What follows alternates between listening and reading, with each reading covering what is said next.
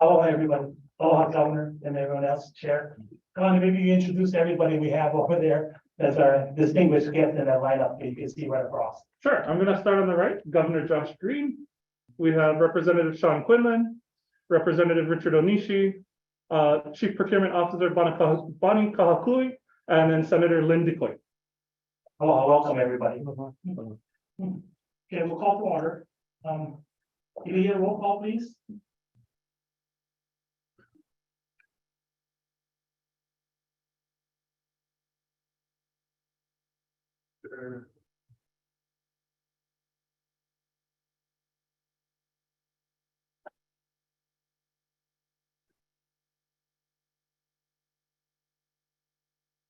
Speaking here, one little thing.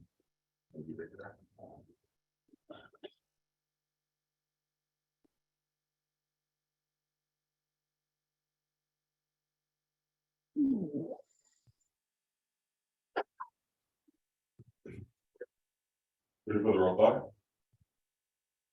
Chair Khan, Hi, Mahalo. Vice Chair White, Present. Member Goss. Member Goss not responding. Member Arkall, Present, I'm by myself. all member Arkall, member Ching, Here. all member Ching, member Downing is excused. Nope, the only Downey's here. Just kidding.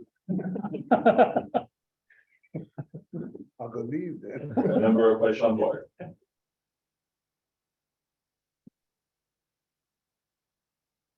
Member Iona, Present. mahalo. Member McCauley, I'm here and I'm by myself. mahalo. Member Menor McNamara, Present, and I'm alone as well. mahalo nui. Member After, Present and mahalo member After. Member Zane. present and alone. All right, mahalo member Zane, Present. mahalo. Mahalo, Leah. Maka with opening protocol.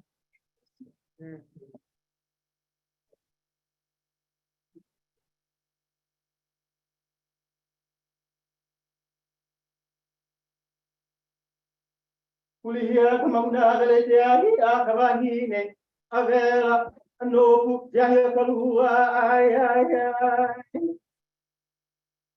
Lord, Mahalo, Chair, for the opportunity for this opening protocol. Set out this map, this moena for us to come and gather for a moment and share about this phrase. So I'll share this phrase and repeat after me. Lono ika makahiki. Lono ika makahiki. Ah, oh yeah. Lono ika makahiki. Lono ika makahiki. Breaking down the phrase lono. Lono means to listen, to hear, to be aware of. E translates to what is it that we're hearing? The what? The makahiki. The sounding of a makahiki, sounding of the new year, sounding of a new season, the elements. This time that we have to celebrate our collective abundance. Anoleila. How do we celebrate this collective abundance? Through our pilina, through our connection, through our relationship. Yesterday, we had a great opportunity to take many of our partners out to Kapo'iwi in Hawaii. And it was there that we built upon the pilina with Aina, pilina with Kalo, Haloa, pilina with each other. Mahalo nui to the Kapo'iwi staff for taking us out and showing us the Aina, showing us the collective abundance they have that we're all celebrating.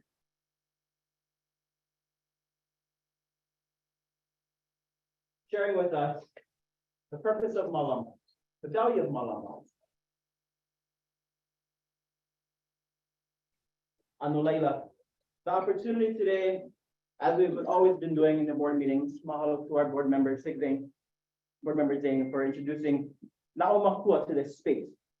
the opportunity to pull into our akua, our aumakua, our elements that we have pilino relationship with. The elements that we hear, that we see, that we feel during this makahiki. Ano Laila. Kay leo kono keia, invitation to you all to join us for Na'aumakua. You may have your way of Na'aumakua. When it comes to your ohana line, please use your ohana line or the line that you're most familiar with. Ano Laila, Na'aumakua hapo.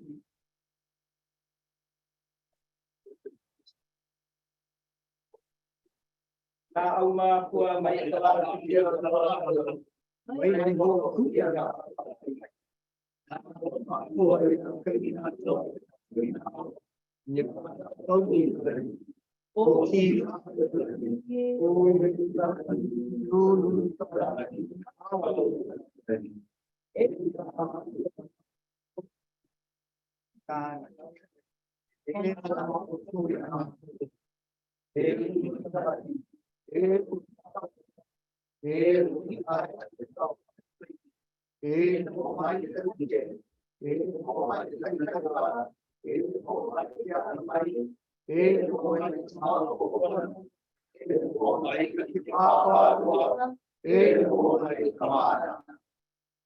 mahalo nui ka po.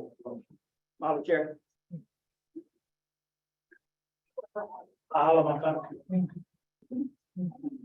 Agenda item number 4 is update by former Department of Business, Economic Development and Tourism Director, Mr. Mike McCartney, on HBA RFP 2201. Mike?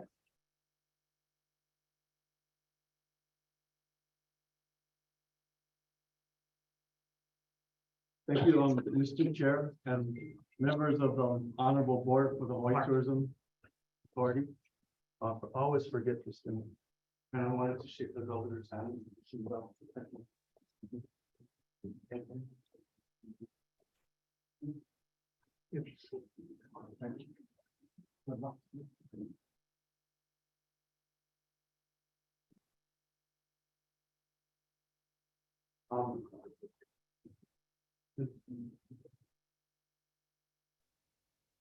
Thank you, everyone, for inviting me here upon invitation. And this meeting actually came about a week ago when you met with the previous governor. And I want to thank, I think it was a suggestion by member Arakawa that I come and kind of explain what I did and why. And then you can take it from there, but I think this is an important time for me to share. So members of the board, I'd just like to, if I may, take my time and just go through maybe the reasons for my decision and what I did and why, but I want to share some background as well. First of all, I want to thank the AG's office for your wise advice and counsel all the time. I want to thank the HTA staff for their hard work and dedication.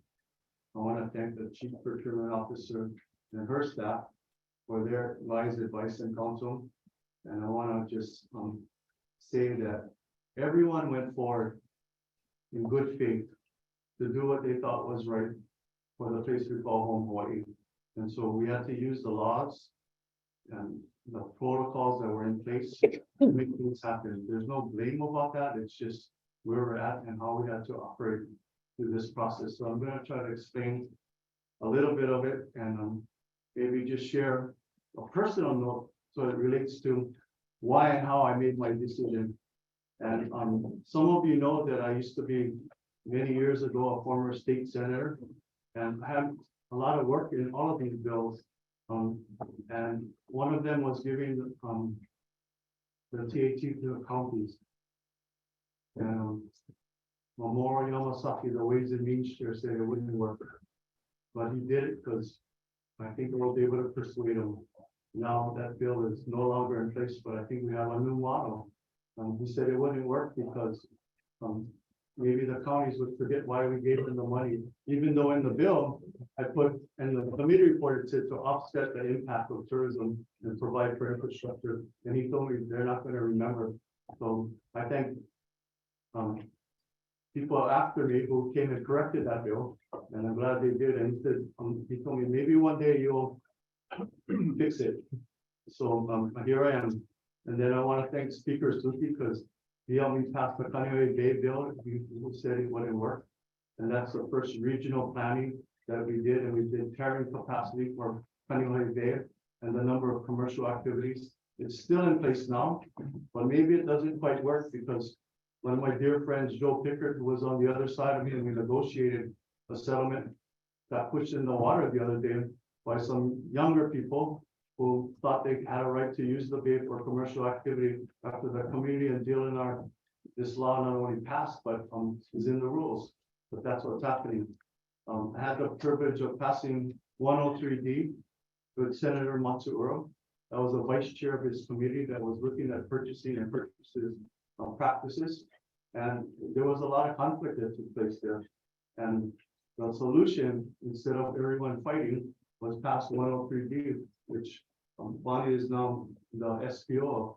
And it was meant to make sure that the process is fair and that we can purchase in a fair and equitable way and not have any interference.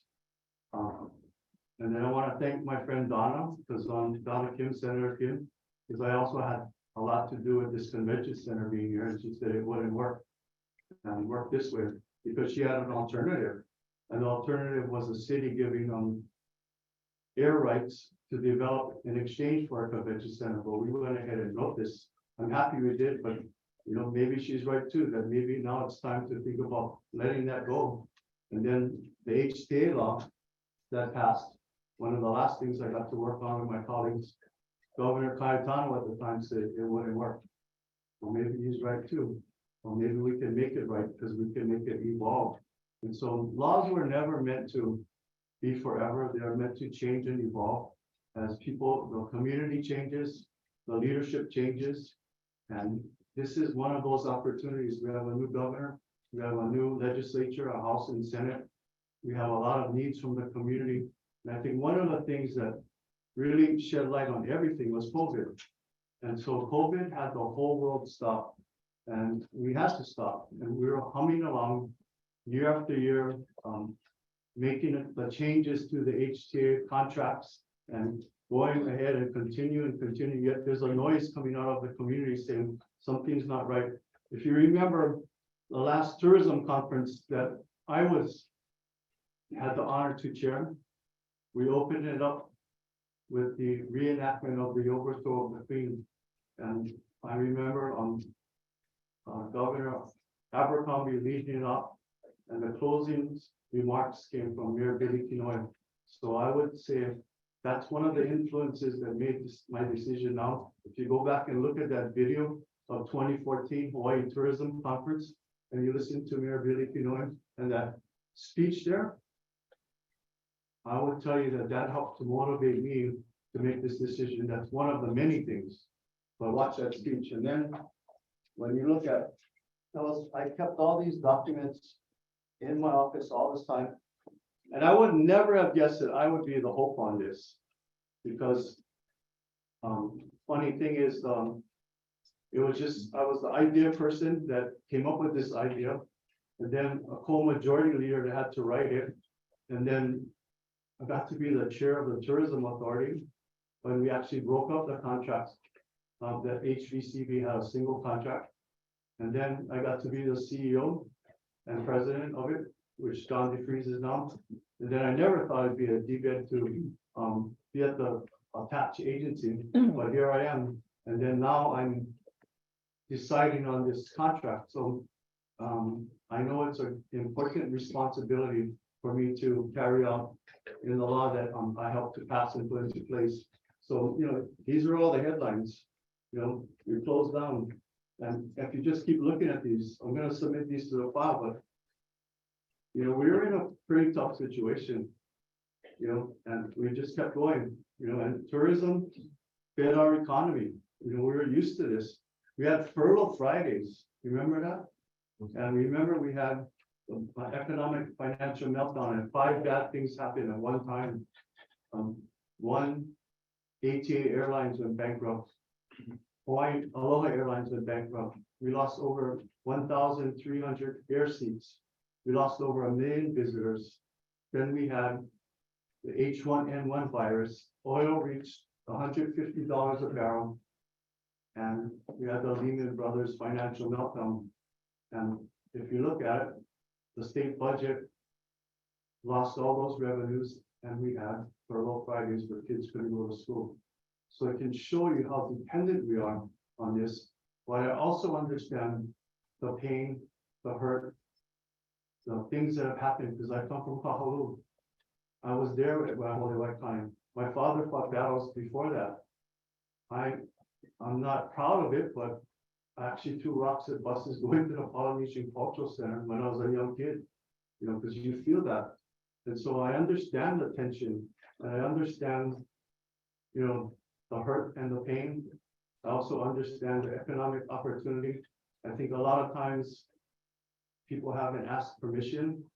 People haven't done things in the right way, and they keep coming back. And so this is the moment. And so you look at all these things, and you look at the pandemic, just kept going. It's still going. And in my mind, the pandemic was the opportunity to reset. And we haven't reset yet. We're in the process of resetting. We're looking at everything from where we want to go, how we want to get there, and who do we want to be. And so when you look at the situation, we predict at DBID that the market will recover in 2025. If you want to keep it the same way. And everyone talks about how we want to have a new type of tourism, a new type of visitor. I think what we have to do first is not look for the Pono traveler. We need to be the Pono people. We need to live and do a malama and take care of our place and the place we love. And if we can be good hosts, then maybe we can have invite people to come, and we have to decide that as a community, where and how and when.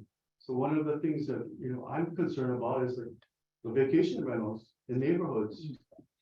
That shouldn't happen, right? So there's all these issues that are evolving.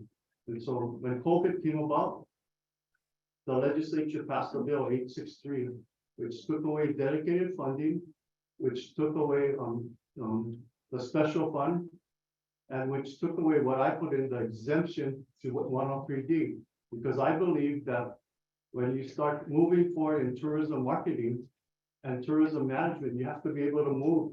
So if you have all this process that was meant for brick and mortar, for construction projects per se, it doesn't quite work for tourism brand management and marketing. And there are limited resources that came to us, and then people start fighting over those limited resources to solve problems. Then the ledge gets complaints by the community, and then they have to try to solve it. And then the budget gets smaller because of economic times. So I actually think it was a blessing that you did that, legislature. Maybe in the beginning, we weren't happy. It didn't pass by one vote in the Senate. But I remember Chair Luke say, maybe it's an opportunity to reset. And I believe that it's an opportunity to reset. And we can't look backwards, it's going forward. And so all those things are in place. And then what happened was the state was in financial crisis. And so the governor had to borrow money. And we went to the federal government to borrow money in order to pay our bills. First time in the history of the state of Hawaii that we had to do that, borrow money to pay for our operating costs. And the money that we got from the federal government has a lot of restrictions on it, has a lot of ifs, ands, or buts. And so it even changes the way we can appropriate money or use it. None of us want to break the rules or get into trouble with the federal government, but those rules are so complicated and complex that, you know, things can happen and then it will tie people up. And so, you know, as we went forward with everything, this board, this staff was left with, okay, we don't have any tourism special fund. We don't have any practices that we had before. And now we got to turn around 180 degrees and follow a new process. I would tell you the staff acted in good faith. I don't think anybody on this staff did anything wrong intentionally. As we all, including myself, may have made some mistakes, but those mistakes were never intentional. They're always in good faith, and they could be called process mistakes, but they move forward. The first RFP was canceled because, in my heart, we need to go back to the drawing board and, relook at the RP that was written. And so they did, the staff and the board did come up with a new RP that looked a little different. It took into account ARPA money and it took into account other issues. Again, think about it. They need time to figure out what to do and how to do it. But yet the clock is ticking. They gotta meet the 5-year law that I wrote. They gotta go ask for an extension from the procurement officer who does not, I'm not familiar with what we do or what this is. And everybody was under, I think, a lot of pressure to do that. And then we finally came up with a second RFP, which I just ruled upon. But in that process, I just felt in my heart, nothing was right. It was gonna continue to be another debate and battle, for who's right, who's wrong, over a shrinking pie. And, we're really good at getting our piece of the pie, but we gotta learn how to grow the pie.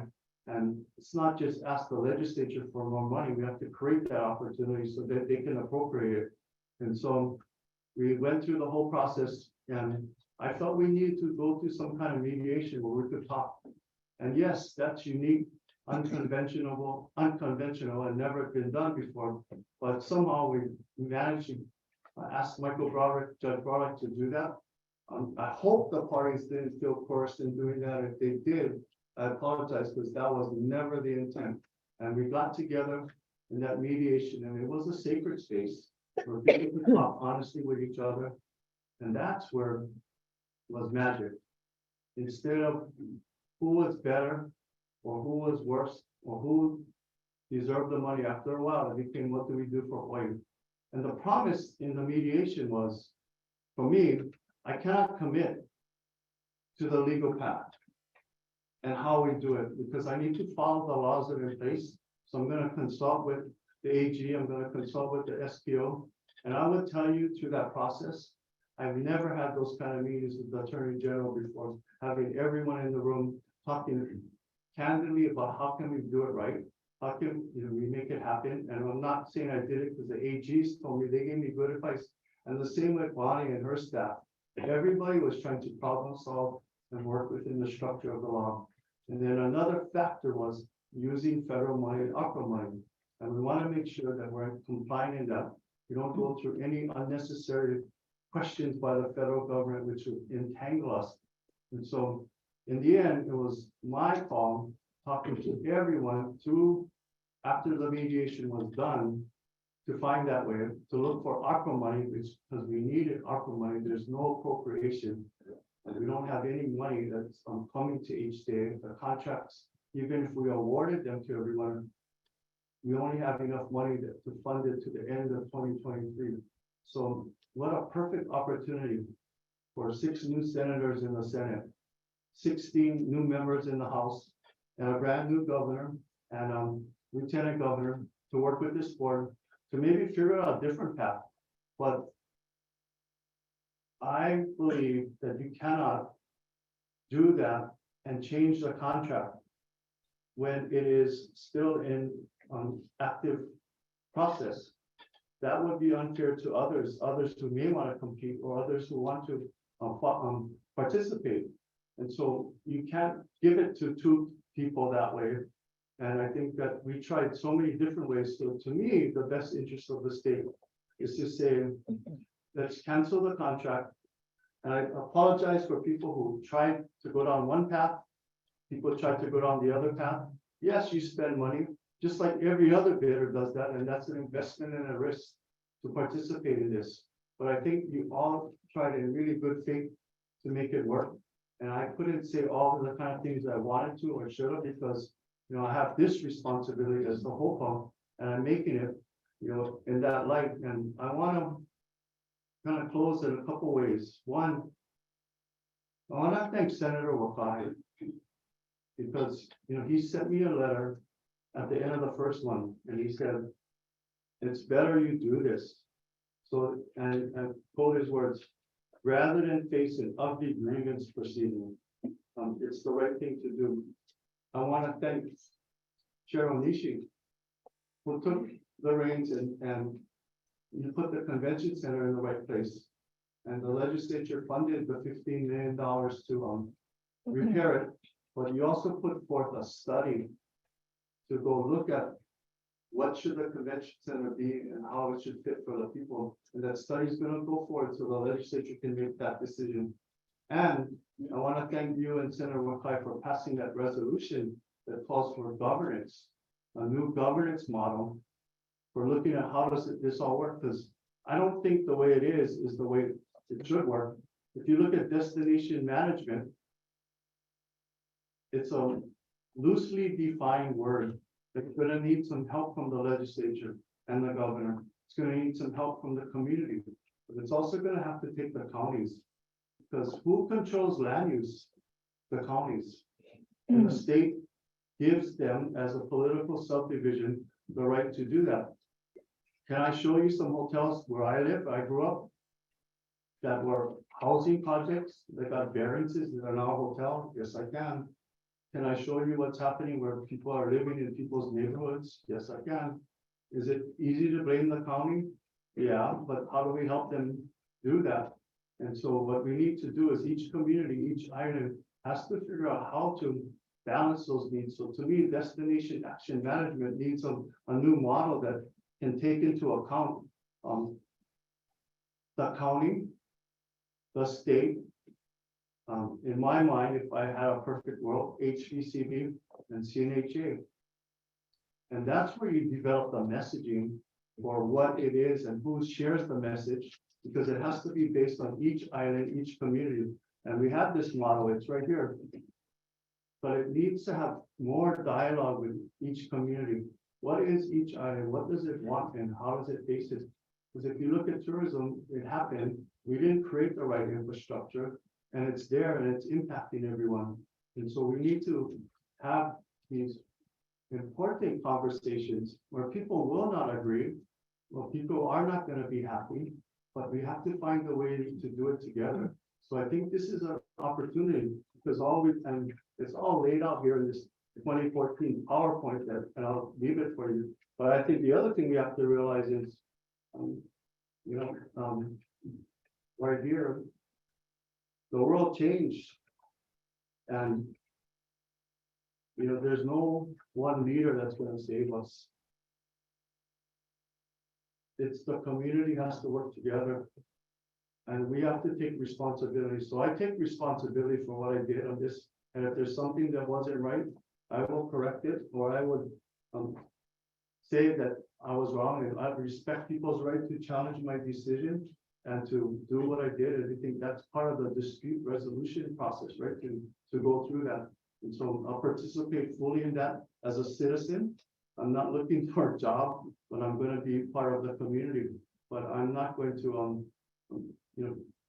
walk away from this. And I will say that I believe the staff did the right things in the right places, and we had to correct some things. But I would say what they need help with is time. They need to have training, and they need to have support so that it can be done in the right way. It's hard to run a market, do all the things they have to do, and learn a new process and make that happen. It's not an excuse, it's just reality. And then I would say we have to support Bonnie and her staff in order to make sure that they have the ability to train people. Because when we passed that law, yeah, it was really good. Everybody was blaming everybody, and the law was a solution. But we at the legislature and all of us that came after never invested in the employees. We never supported them to go to real training where in person, like the federal government does for procurement. And then we call mistakes violations. So it makes the staff even more risk averse. And then what happens is people go to the legislature, then there's a hearing, then they get even more tense. And so everybody's acting from fear. We have to change that, and we have to change that environment, but that only comes from us. And so we gotta, this is the new start that can happen with the 32nd legislature and the 9th new governor. This is the opportunity, and that's why I made this decision. Because if we look back and who's right and who's wrong, it's gonna keep going. and it's gonna go into someone else's hands in an administrative hearing, then it's gonna go to court, and then we're still gonna have a problem. And we won't be able to control our destiny as the people of Hawaii. That's why I did what I did, because I only saw working together as the way to go forward. And so, I think Mamoru Yamasaki was right. Now the counties have 3% TAT, and we have 10% that we can levy. Kaneohe Bay, we'll see. I want to find those people that threw my friend Joe Pickard into the water, because we came in, we came up with carrying capacity and standards. We need to support DLNR, not criticize them. They don't have enough resources, to do all the things they need to do, and the community can only do so much. 103D, we need to support the staff is to help them do that, and then help all the staff around the state get the right training. And then, yes, I think Senator Kim questioned about the convention center. Yeah, maybe we should look at privatizing it or sell it or do something like that. Well, I would say they put it into motion to study it. And then Ben Cayetano said, I don't think HTA will work. Yeah, the way it is, it won't work. The way it can be, it can work. But it's only gonna take the people to change it. And so my hope is that as we go forward, look to the hope and the opportunity that's here. Not fighting over who's right and wrong in this contract that, doesn't even have funding for. And I think we can figure out whose kuleana is what and how we're gonna do it if we talk together. But for so long, too long, we're all in our silos and boxes and afraid to talk because somebody's gonna say it's ex-parte communication or whatever it is.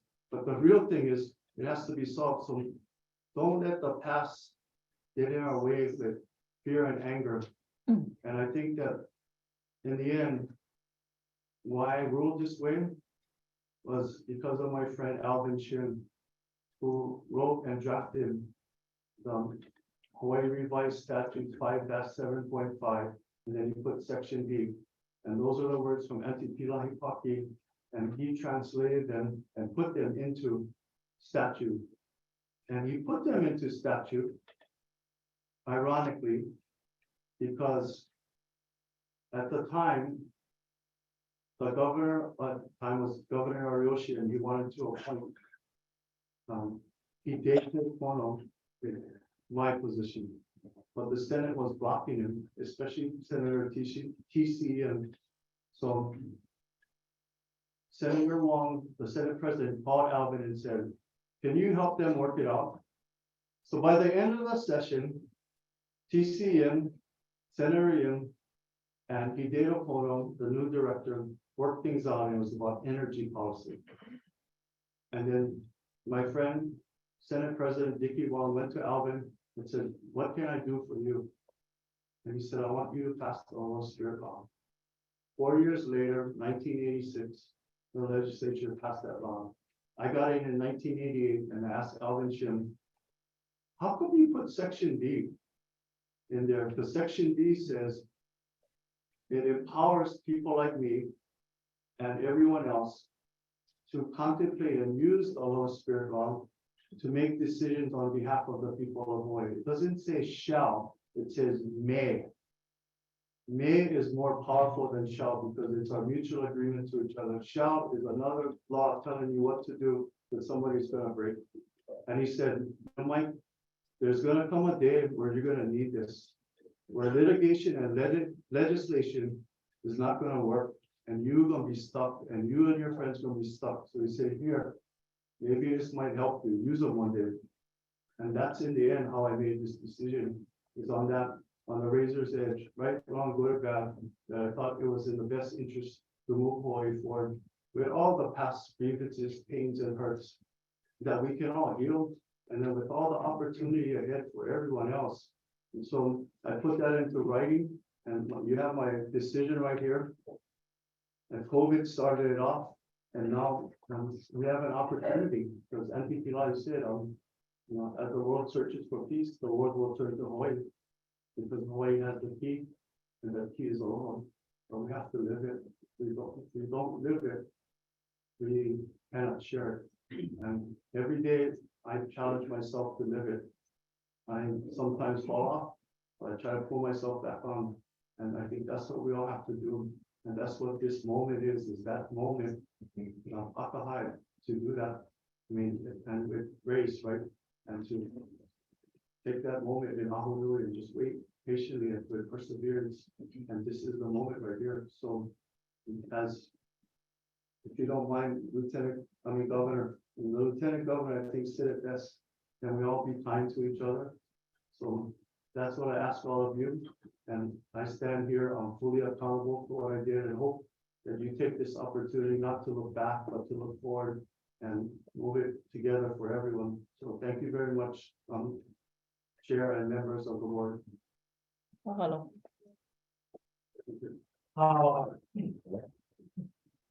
And I'm gonna leave this, because everybody asks why, why did he do this? Well, these are all the things I used to help me make the decision. A Visitors Bureau thing in 1960. Land and power in Hawaii. I'm gonna leave this for a record. John Pritchard's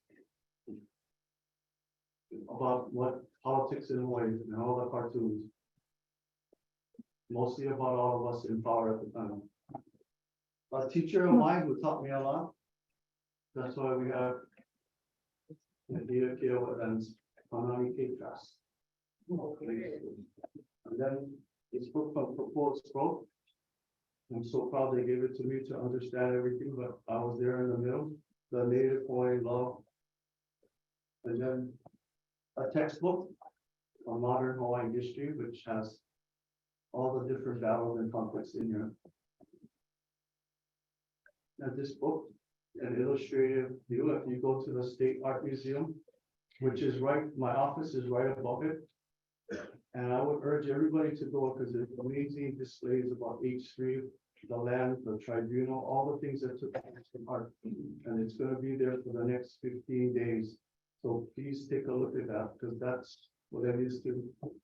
And then I use Dr. Kanehele's book, help guide it, and Kenny Brown, who I talked to, I know many times, and Tom Kaufman's book that came up. And I'll keep going. My friend Brother Nolan's book. And then thank you, John DeFries, for this book about following the light. And then going to the whole new kinds of economics. And a new book called Mutualism. That is really what we're talking about. And then I also have reread this, look at that, the Queen story. But I think what motivated me the most was a young man named George Howe, who put everything at risk. And he got invited to a House of Representatives when there was a conflict about Koho'olawe. And if you look now, there's a film that's going for an Academy Award, a short film on it. But if you look deeper, look at the actual footage. He went to the House of Representatives upon invitation for a resolution to return Koho'olawe to the people. And he said this on the floor. This is a step in helping to bridge the gap between politicians and the people who elect you.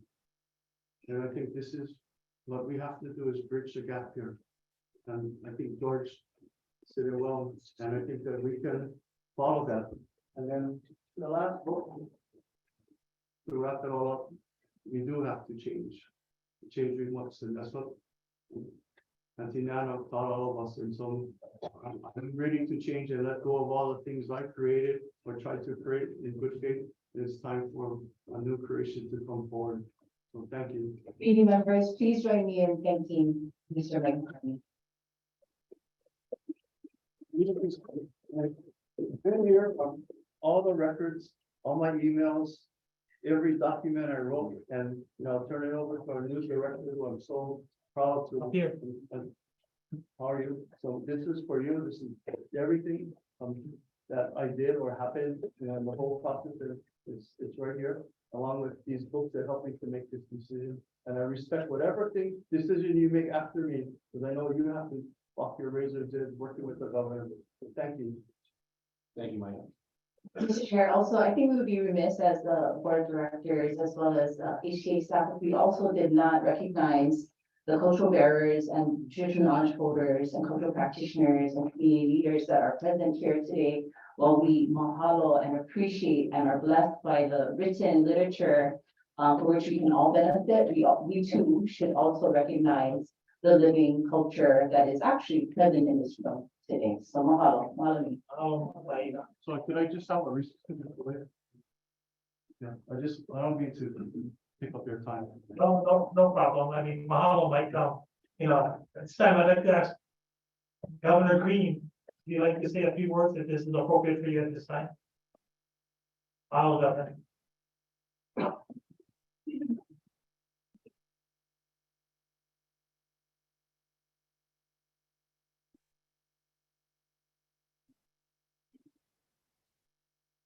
Sorry.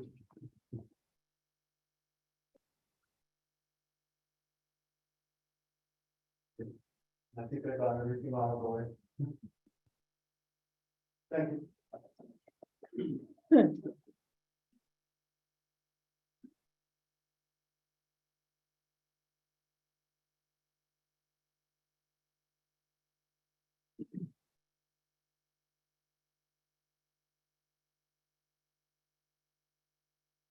Aloha. So I'll try to be succinct. We've got from here. Chris Ayasu is going to be my director, DBED. Destination management and destination marketing are both critical. I've learned that. I'm listening to the people across the state. I'm respecting everyone's opinion, perspective, lived experience. So here's our commitment. We're going to work with all parties to find a solution with you. I've already tasked our new director to work with our Attorney General to make sure we honor the right path. It has to be done correctly. It has to be done fairly.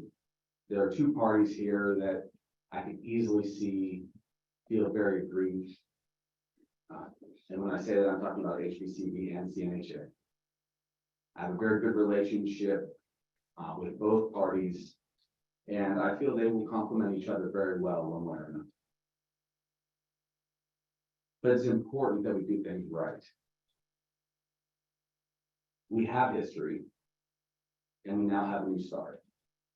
I won't impugn anyone, I won't point fingers, but I will say that our team is now going to take it from here. So please reach out to me directly as your governor. Please reach out to my director, who will take information in turn.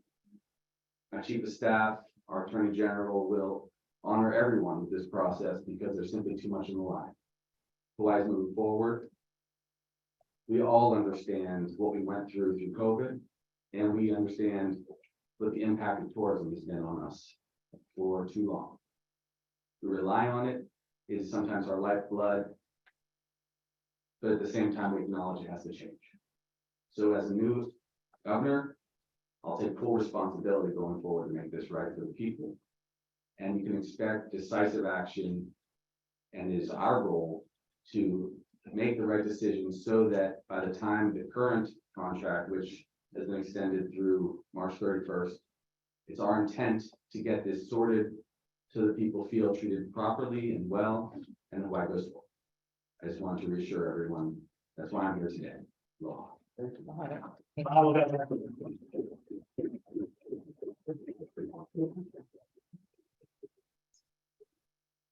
Chris, do you want to say it? Not at this time, no. Okay, thanks, Chris. Thank you. Okay, mahalo.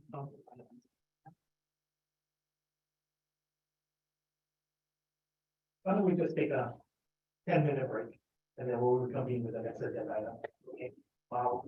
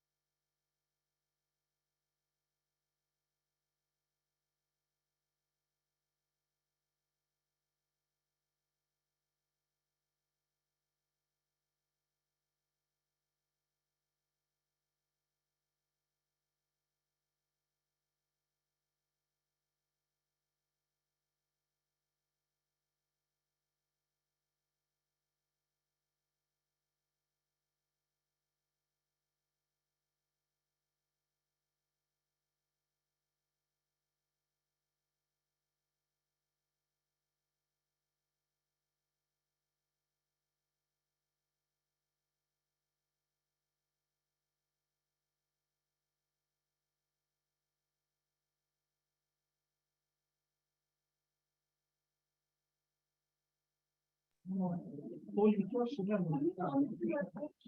sure.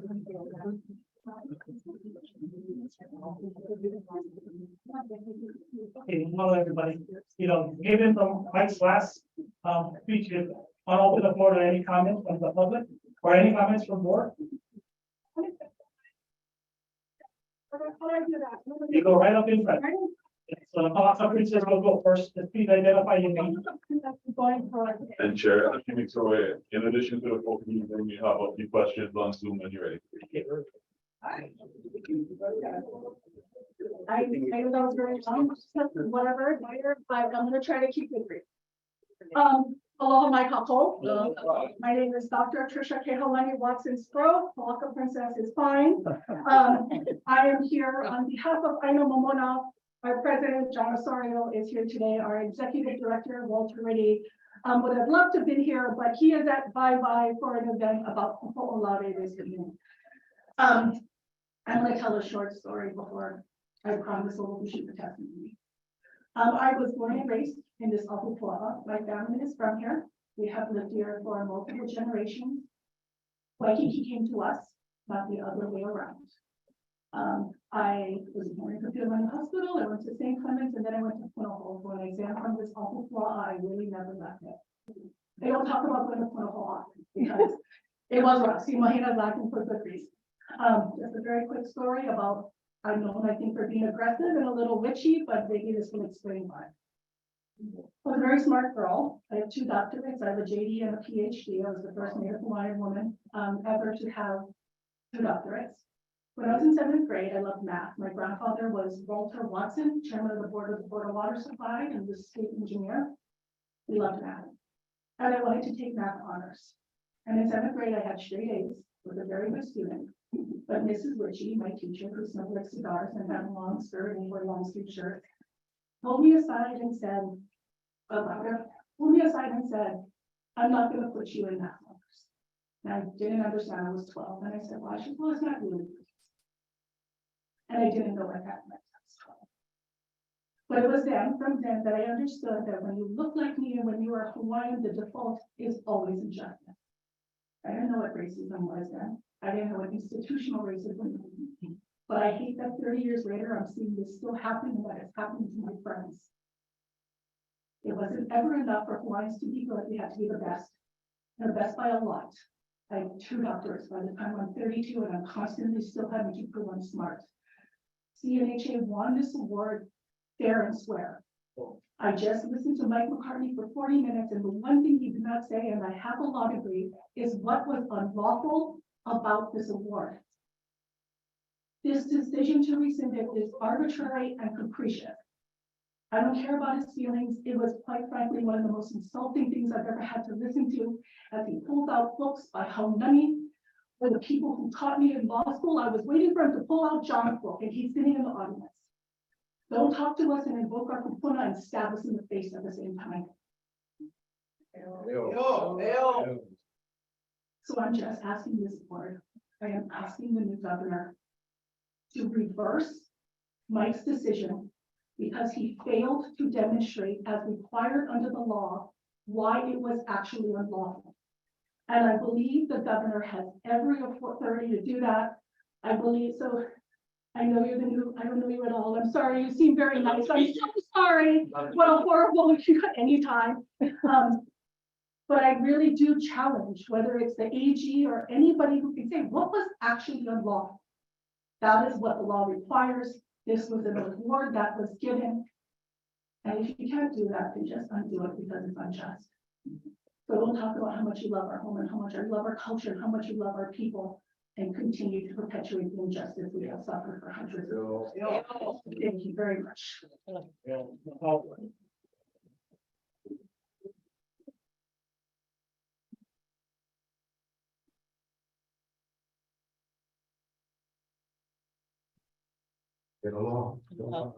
My name is Diman Khan, co-manager of Omana Kona LC, Native Hawaiian Advocacy that operate out of the Waianae Coast. And it's been some years since I've been able to do some advocacy. I had to go back to prison just to get realigned in my thought process and my actions. and my words. And before I came here, I wanted to make sure that when I speak with a manner that comes from our kupuna and the Ike. And what's funny is that I come over here, and you guys get all these pamphlets and stuff over there.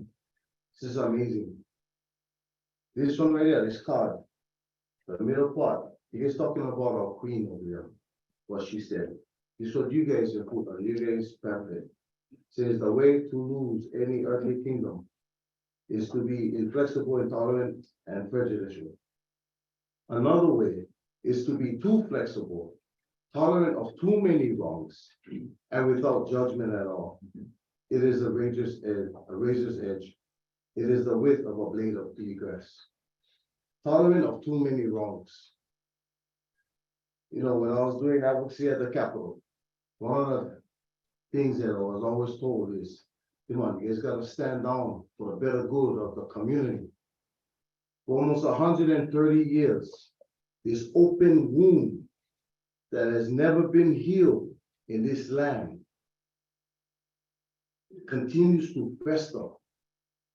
And you guys the system keep telling us to just go along with the program, let us work it out, trust us, trust the process, it'll work out in the end. For almost 130 years, we still being subjected to being less than of the people that came over here and took over our country. So I just like ask you guys this, if you really truly wanna honor us and our culture, wanna honor our heritage, then do the right thing.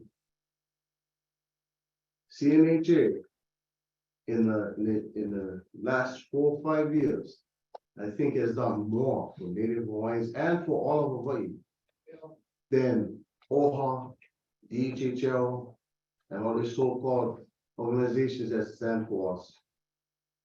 Kuhil Lewis is living up to his namesake. It was Prince Kuhil who created the city and county of Honolulu, created the civic clubs, and allowed us to get homestead land. This guy was only one representative that had no power in Congress. He was just a delegate. But he was able to get major legislation passed in Congress. Today, no shadow representative has the power to do that in Congress. So the guy was powerful, who he would live up to that name. I told my brother over here, Kalani Ka'ana, years ago, I don't understand why HTA even exists. It was offensive to me to be at the legislature, to see DHHL beg for money, to see OHA beg for money. And always at the very end of the legislative session, whatever comes left in the budget, they're gonna fight for that. But yet, DHHL is in the Constitution of Hawaii. The Constitution is the highest form of land, it's the supreme law of the land. OHA is in the Constitution. But yet they gotta beg. HTA is not in the Constitution. So why you guys didn't get the lion's share of money? At that time, you guys was getting $80 million. So at that time, I said, why get HTA for? And to have other people tell our story to the world, to promote our culture and our language and our lands to the world is really offensive. Look at every one of you in the mirror. Would you want me to tell the world who you are through my eyes? We should be telling our own story. So I just say this, you like make things right. This is what we have. When I was at the legislature last week for this meeting that they had, I saw what was the problem. We got a problem between two cultures. The Western culture, they say, oh, everything gotta be by the law, by the letter of the law. But whenever you guys feel like it is just snap any of those laws and make excuses why the thing go the other way. And then you have our culture. Our culture is not like that. Our culture, Mike McConnell just sat here, talked about Antipilahi Paki, talking about the spirit of aloha. That's our culture. We're the only people in the Polynesian, of all the Polynesian tribes that will welcome anybody that come over here And we were taken advantage of for that. So I like to end with this, tolerant of too many wrongs without judgment at all. There's a point where we gotta be able to judge righteously. And we gotta be able to look inside and say, you know what? CNHA did what was right. Why is it that when Native Hawaiians step up to the plate and get funding, all of a sudden everybody else in their model they complain, hey, how come the Hawaiians getting that action? Just like over in Kakako. Or like built on their land over there, on the rubbish land that they gave us, on the settlement. Said it was worth 250 something million. The minute we like build, they said, oh no, no can. Friends of Kakako shut them down. But look at all the big buildings going up over there. Everybody else and their mother can build. We're tired of this. So please make it right. CNHA did nothing wrong. CNHA will follow your laws, will follow the rules. It's time that you guys make them right with us. And that's all I ask. Mahalo. Any other comments from any? I think CNHA wanted to come up. And Chair, also get somebody upstairs waiting to testify as well, after we Okay. finish in here. Aloha. Written testimony, which I will. Give to you. I'll take that, sure. Thank you. Hello, everyone. For those of you who don't know me, I'm Christina Lockwood. I'm the general manager for KHON. And we partnered with Kuvio Lewis and CNHA. We're part of the Kilohana Collective. And our group we started actually, 14 months ago working together.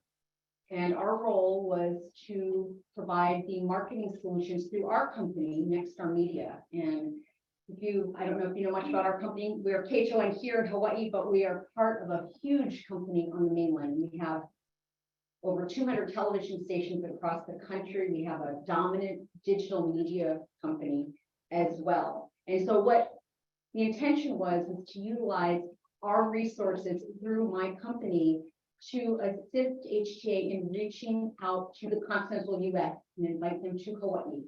And we wanted to do that with CNHA as part of the HTA destination management and marketing campaign. And so in the first round, obviously you all know that the award was rescinded and the RFP was called back. And then we had the second round. And during the second round, they gave a new RFP. And I feel very strongly that if Mike McCartney wanted to change the RFP, that is the time that it should have been split at that point in time. This is not the time after an award has been granted. And so from my view, it is one unlawful that they are now basically arbitrarily having one person decide that the award should not go to CNHA and that it should be pulled back and rebid under two separate contracts. If you read state of Hawaii statutes and you look at the actual law, when you have an award, you cannot pull it back and cancel it because you're changing the criteria of the award. So I really want to, I know Mike McCartney spoke for a very long time, but he did not provide anything substantial that really proves that the award was unlawful and should be pulled back. So from my view, I really want to encourage and ask Chris, I don't know if you're still here. I'm Chris. Thank you, Chris. Hello. Nice to meet you. The board and also our new governor to please reconsider and to reinstate CNHA as the winner of this award. And we are prepared to work together collaboratively to do something that's mutually beneficial for our residents, for our community, and also for our visitor industry. Hello. Oh, Christina. Thank you.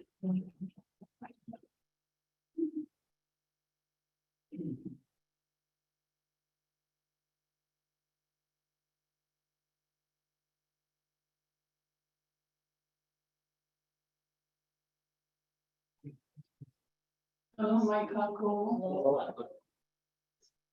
My name is Homelani Shadell, and I was born in Honolulu, but raised at Nanetto in Waianae. I now reside in Hawaiʻi, which is the first homestead in Kapolei.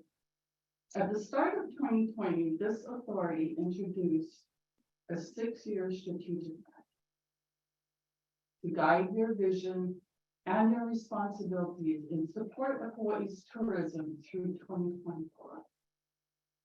Your plan is organized around 4 interacting pillars,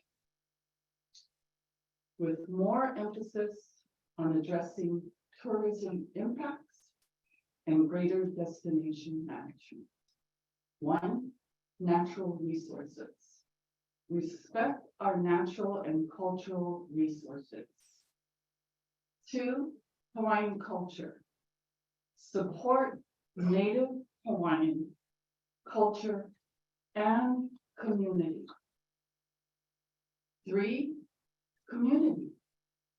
Ensure tourism and communities enrich each other. 4, brand marketing. Strengthen tourism's contributions. I'd like to think that is the order that this authority placed on your path, because it is the proper order.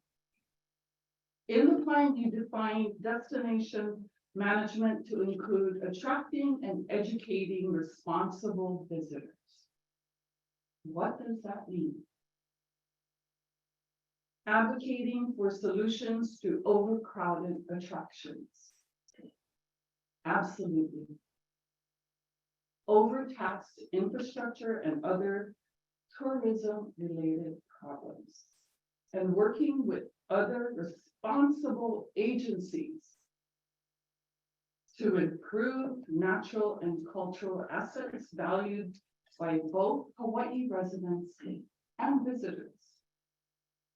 I truly support and appreciate the thoughtful work and energy put into this plan.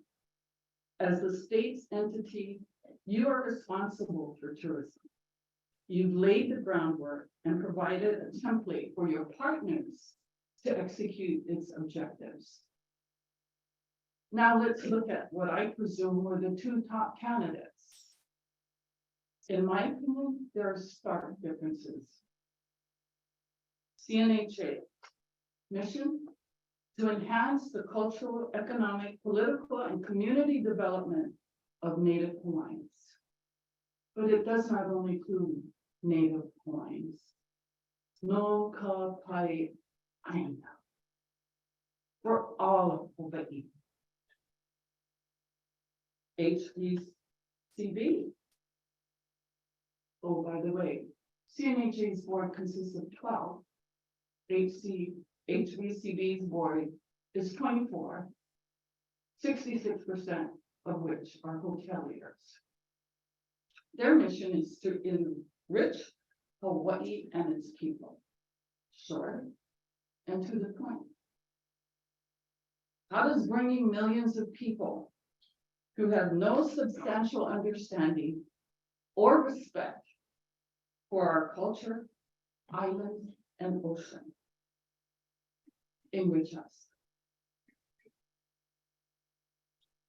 Vision to attract visitors who will leave this place better than when they arrived. I want you to know I find that so condescending.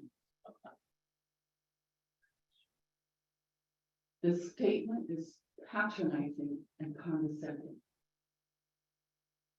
Further, member promise. Supporting our membership ohana is essential in our efforts to achieve our vision and mission. By bringing Hawaii's visitors industry together and providing unique strategic benefits, we help our members achieve their goals. What should be the question to all of us today here? What about our goals? The RFP process, round 1. The initial process Interesting. But scoring by the committee, in which a significant majority of members, 5 out of 7, determined in the final round of scoring that CNHA's proposal offered a better value to the state than HBCB. Yet, it was HBCB that was awarded the contract. Why? It was clear that this committee selected and made their choice. Had CNHA not questioned the selection, it would have ended there. But they did. And that in itself speaks volumes of the commitment CNHA has to this process. Round 2, HBCB files their protest. Yet again, CNHA decisively wins the reissued RFP with 7 of 8 evaluation committee members selecting CNHA's proposal over HBCB in the final round of scoring. October 5th, 2022, there's a joint statement. Mr. McCartney states, both parties have found the way forward in partnership. In the spirit of the Aloha Spirit Law, we plan to move quickly, collaboratively, and with due diligence during this extension to work through the details so that a resolution that is right for all of Hawaii is reached. Well, we know how that worked out. Julio Lewis, Chief Executive Officer, shared, we look forward to having a seat at the table alongside HTA, the visitor industry, HBCB, and the people of Hawaii to achieve a regenerative model that protects and perpetuates our precious community, resources, and Aina. Finding solutions is easy with the right spirit and focus. It is time to move forward together. This by the CEO of CNHA,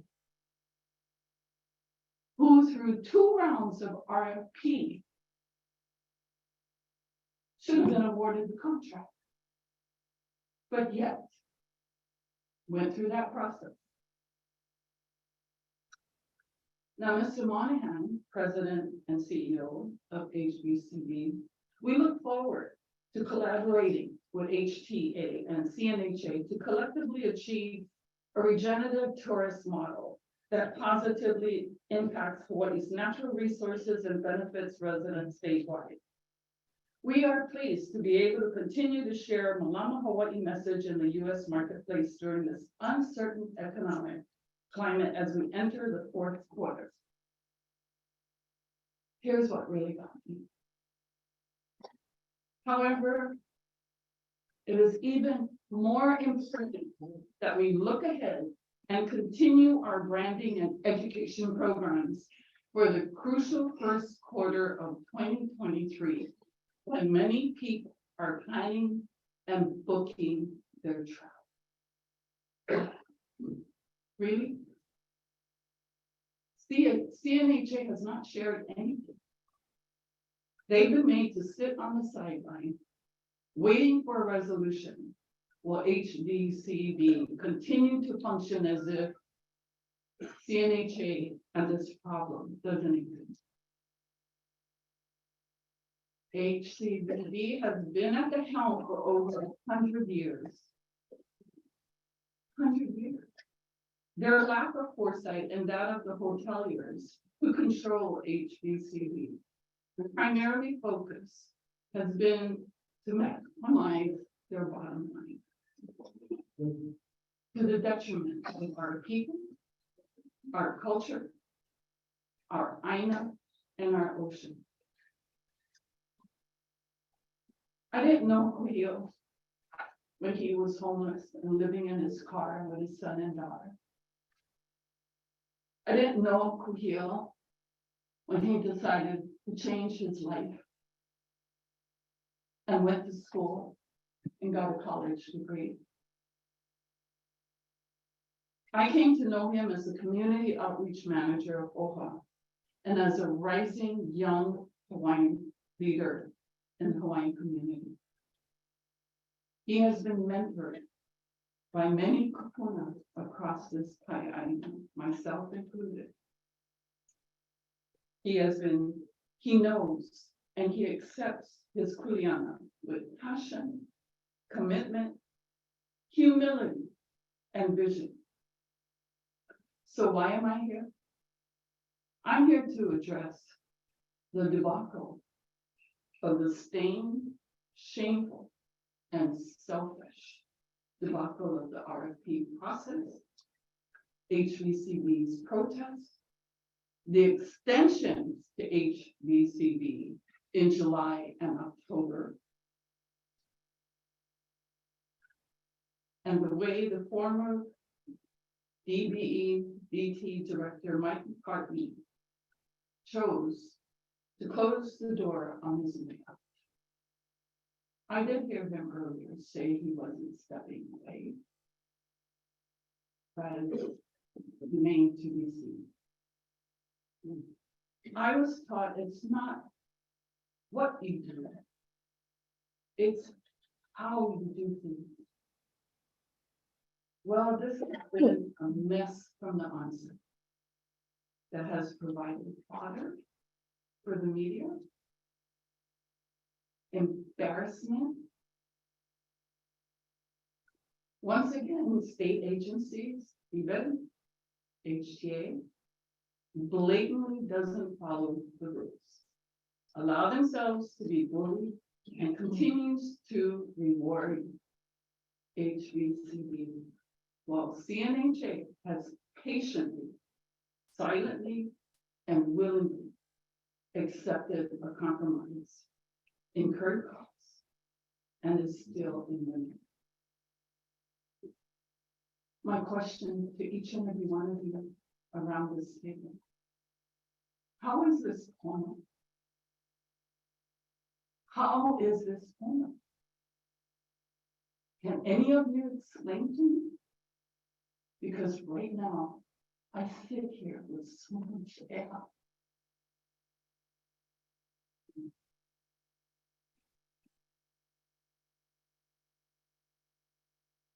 I can tell you that it isn't. But it needs to be made formal. And it needs to be done before the new year. Each of you know RFP rules. You know the facts. The work and the decision by both selecting committees.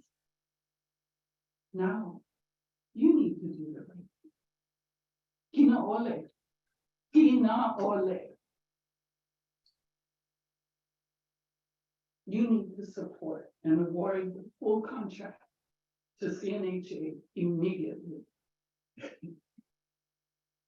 I thank you for your time. I thank you for listening. Mahalo. Wow.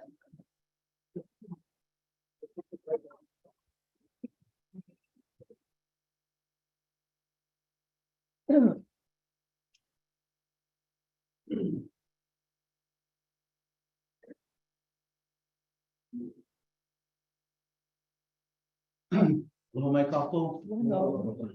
Kako Hawaii no kuya mayo. Surgeon on name Hawaiʻi Valley. I'm a homesteader. I'm a community organizer. I'm a father. I'm a grandfather. I'll sit on the line that you would order. And I'm a product of my opportunity that came before me. We're still here. And to the directors, mahalo. It's good to see. I know one person on my tita. Mahina. I come in humility, but also come in awe, and I come also in support of CNHA. As a Kanako Iwi, and knowing Kuhio Lewis and his heart and his entire staff, what they have been doing these last 4 to 5 years, we're moving and shaking, giving opportunities to Nakanako Iwi, to the first people of this island. But we come from our kupuna that has always been inclusive. So everybody see many ethnicities over here. That's the product of our kupuna. It wasn't about I, it was always about we. We have that in our DNA. So I come to support the wonderful works that Kuhil Lewis and his entire staff have been doing. My wife and my son are recipients of. They just had a solar project so that Kanaka on the west side of Waianae can have opportunities for employment and a career in solar industry, knowing that, right? Governor Egan signed that bill right to 2045 that we're gonna be 100% energy. Kuhil them are leading that, and also with CDLs, giving opportunities to Kanako Iwi, you know? And not only Kanako Iwi, to Napoe o Hawaii. He Hawaii au Mauamo. And I hear Mike, I heard what he was saying. It's coming from I. But as a Kanaka or Iwi, it was never about I, it was always about we. If I can take you guys back prior to January 17, 1893, right? The US continent was being connected to the railroad, right? Who do you think was their labor force? Minorities, people of color. And I hate to use the word slave because nobody should be owning anybody. But if a person that was entrapped, that found their way on a ship headed to our country, as soon as that person touched, the person's feet and touched the aina, they automatically became emancipated. They automatically became free. They could also own their own businesses, which we have stories of people that did that they could also thrive. But that came from the Ike kupuna of our kupuna.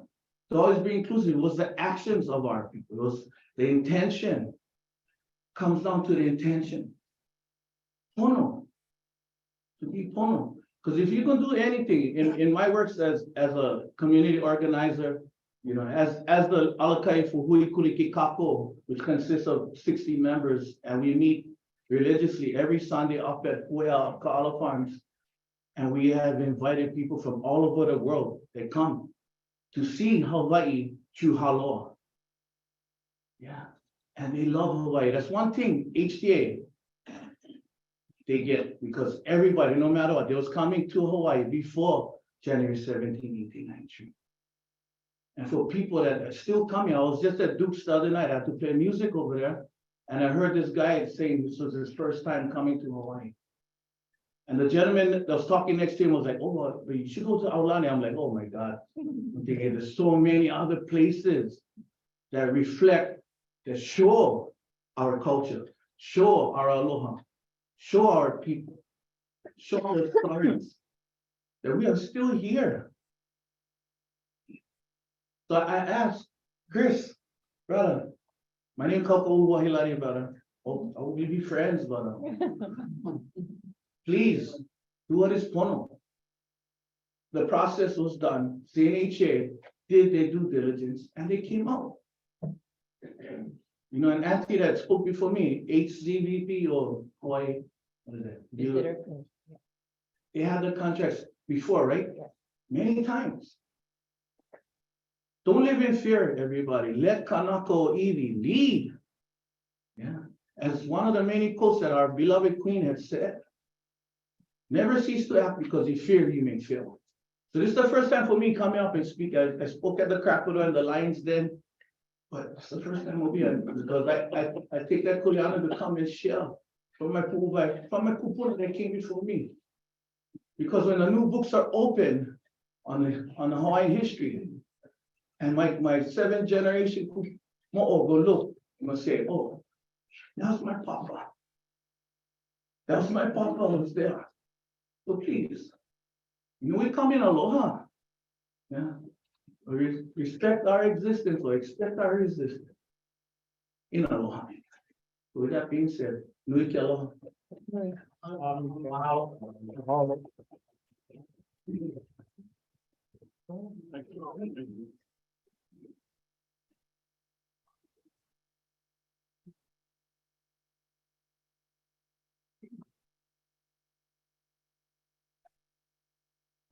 Move farther, I look and think about how today. Terrible. The penthouse, but I thought it was important to be here. My name is Kapoma Dars. So, home of the Mecca Hawaiʻi. Hello, here, so mana over Hawaiʻi Oko Pakahi, Ika Ola. Oh, Kapoma Dars, we know. No, no, ma Waimanalo, I know Waimanalo Mayo. I kabau kupuna, ya. Uhana lako ma waikiki, nila lei, nahana like ole, himeni, wana po kipa na mea imo, na mea inhalinga. Kia manawa a ohe mea, wahine kaule, a ohe mea. Hawaiʻi, ho'okahi wale no. All right, I'm gonna switch to English so that you all know what I'm saying. I'm Kupoma Dars, I'm from Waimanalo, I live in Waimanalo still. Culture is very important to me, aloha. And the words of Auntie Pilahi Paki are very important to me. In the days of my kupuna, they worked in Waikiki. They made leis for profit. It was the way they fed their families. When the tourist industry started to boom and get more and more, and then more organized, I should say, the lei makers started to disappear. Today, there are no more lei stands at the Royal Hawaiian Shopping Center, though they were promised that they would be there for all time. Now they no longer exist. Well, that was a PDK movie to me. I worked in Waikiki since I was a child. As soon as I could pick up a lei needle or peel a ginger or kukua in some way, I was there to kukua. And I saw the changes happening. Of course, my mother saw even more change than I did, but I saw the changes happening that we, the Kanaka Maoli, were not very important in Waikiki. That the big businesses of Fendi and all of these big ticket items were much more important than we were, which was poho. Because people don't come to Hawaii to see Fendi and all of those designer items. They come to see the lei makers, the hula dancers, the musicians. They come to see our culture and our aloha. So to have this pilikia today and to hear my speak of aloha by Auntie Pilahi Paki. Aloha is not giving something and then taking it away, taking it back. That is very not aloha. And it's not pono. Same thing in Waikiki. When the Railway Shopping Center or the owner of the land gave those 4 lei stands for the original lei ohana and then took it all back. That wasn't finished. And back then we didn't have a voice. Today I thank you for giving us a voice to speak up for what is pono. Because no matter what, we should all stand for what is pono. No matter, even if we have to get arrested, of which I recently did, in my 50s, the first time ever getting arrested, to stand up for what is pono. So please stand up for what is pono. Mahalo. Let's take an 11-minute break and then we'll come back for more comments and testimony, please. Take mahalo.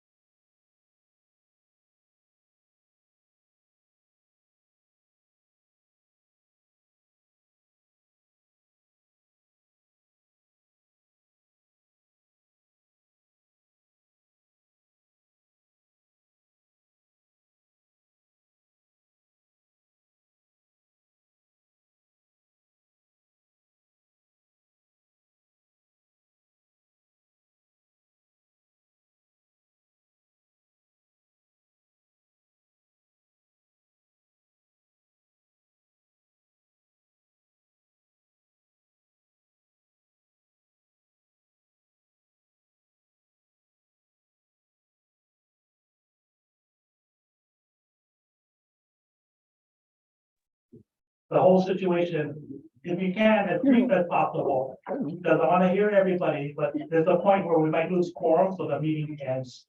You know, so I want to get everybody to speak, but just be respectful so we can give everybody who wants to speak an opportunity to speak. So mahalo. Aloha, o wau kupuki I kua samai, ta ainga ho kula ka awawa wainai mai. I'm very happy to be here, and at the same time, I'm upset that I have to come out of Waianae to come and testify on behalf of a contract that was awarded 6 months ago and yet has not been let out. And we all already know the situation, the history. But we need to let this contract click. It was awarded, it needs to be released. You can't split what was already put in writing after the fact. We wasted a lot of time earlier, so I'm not gonna waste any more time. Start the contract immediately and cease all of the extensions that has been occurring. CNHA has prepared for this time. They are ready. Let the Kanaka run Hawaii. Where we can rise up, let us rise up and stop holding us back. We are done with that.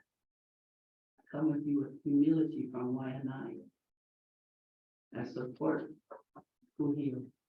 I support all of the CNHA staffers and everything that CNHA stands for. It is not just one entity.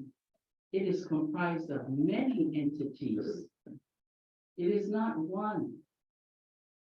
And many of us are already affiliated with it in one way or another. So let us rise and show you how it's done the right way with aloha.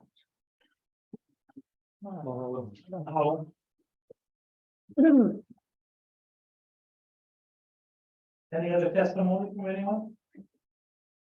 Chair, we have somebody upstairs and then we have a bunch from online. Okay, we'll go upstairs first, wherever upstairs is. Okay. Huh? One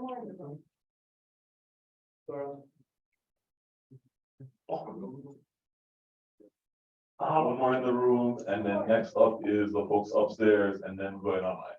Follow. Aloha, my name is Pua Gora Correa, and I'm actually, aloha, and with a little bit of breath, I'm actually sitting here because my daughter had asked me to actually come to the meeting. And it's on behalf of CNHA.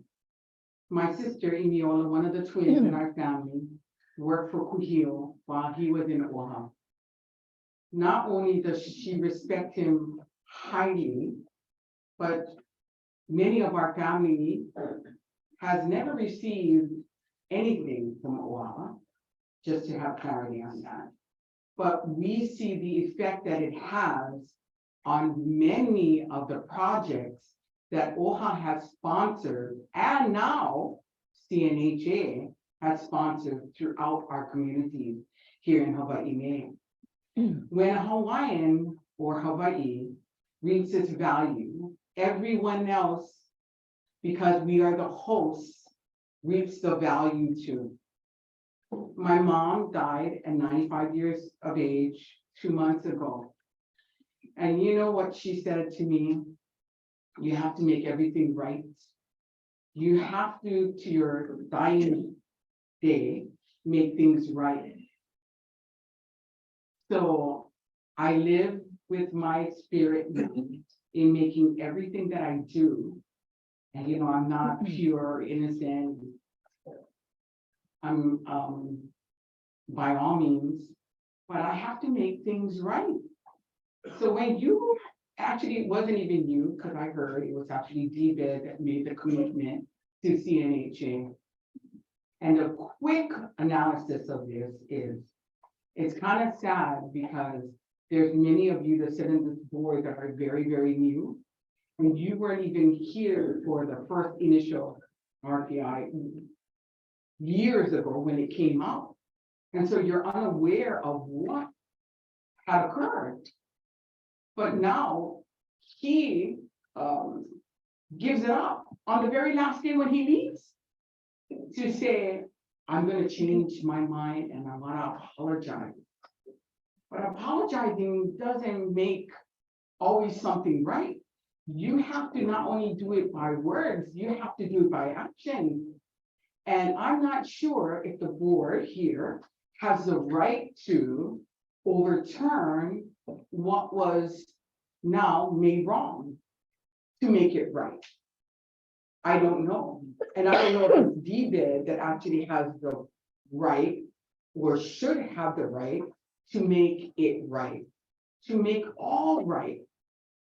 But when you do things, and I'm looking across the board, most of you folks are Hawaiian. Dig Zane, my mom used to buy all your folks' designs, all in Hilo, all the time. I lived in Waimea for 24 years. Keone, I know his father, Uncle George and Auntie Gilda for a long time.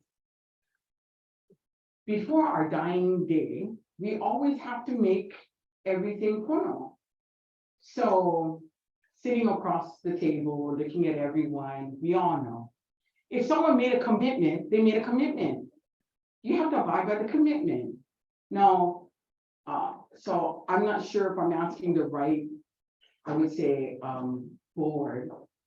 But if you folks are the right board, and you folks, some are new and some are old, you should do what is right and actually keep CNHA as the one who will receive the award wholly.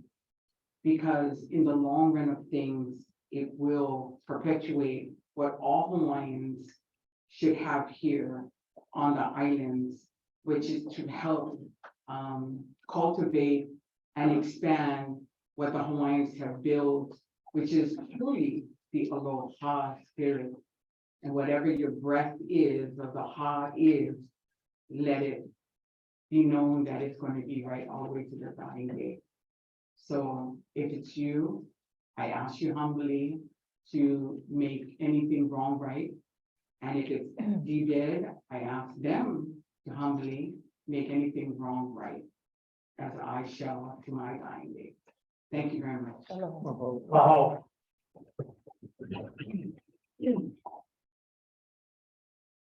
If nobody else in here, we can go upstairs. Oh, one more in here. Becky, go ahead, Becca. Mahalo.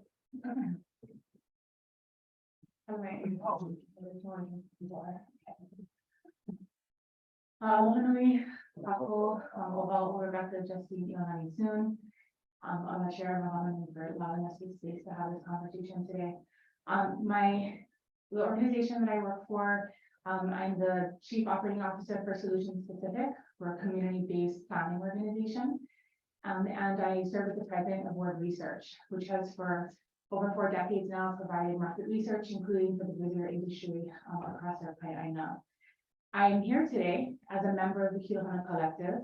We're very honored to be part of CNHA's team. I think one of the things that has been a little bit lost in maybe the noise external to this room is that there really is a group of people behind CNHA, both in terms of the support, but also in terms of the hana as well.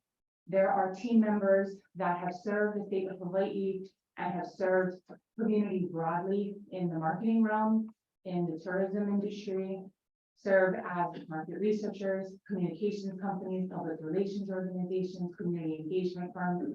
There's a lot of talk that I think has been stoked around CNHA being a Hawaiian organization and what that means in relationship to the larger community. It means a lot of things that are obviously very important, some of which has come forward today.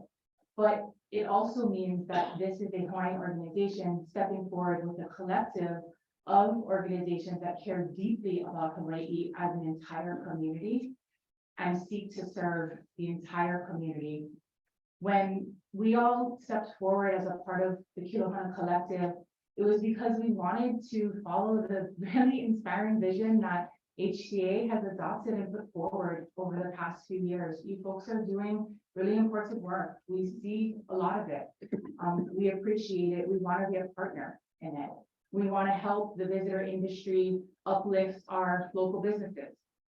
We want to help the tourism industry uplift our workforce, all levels of our workforce.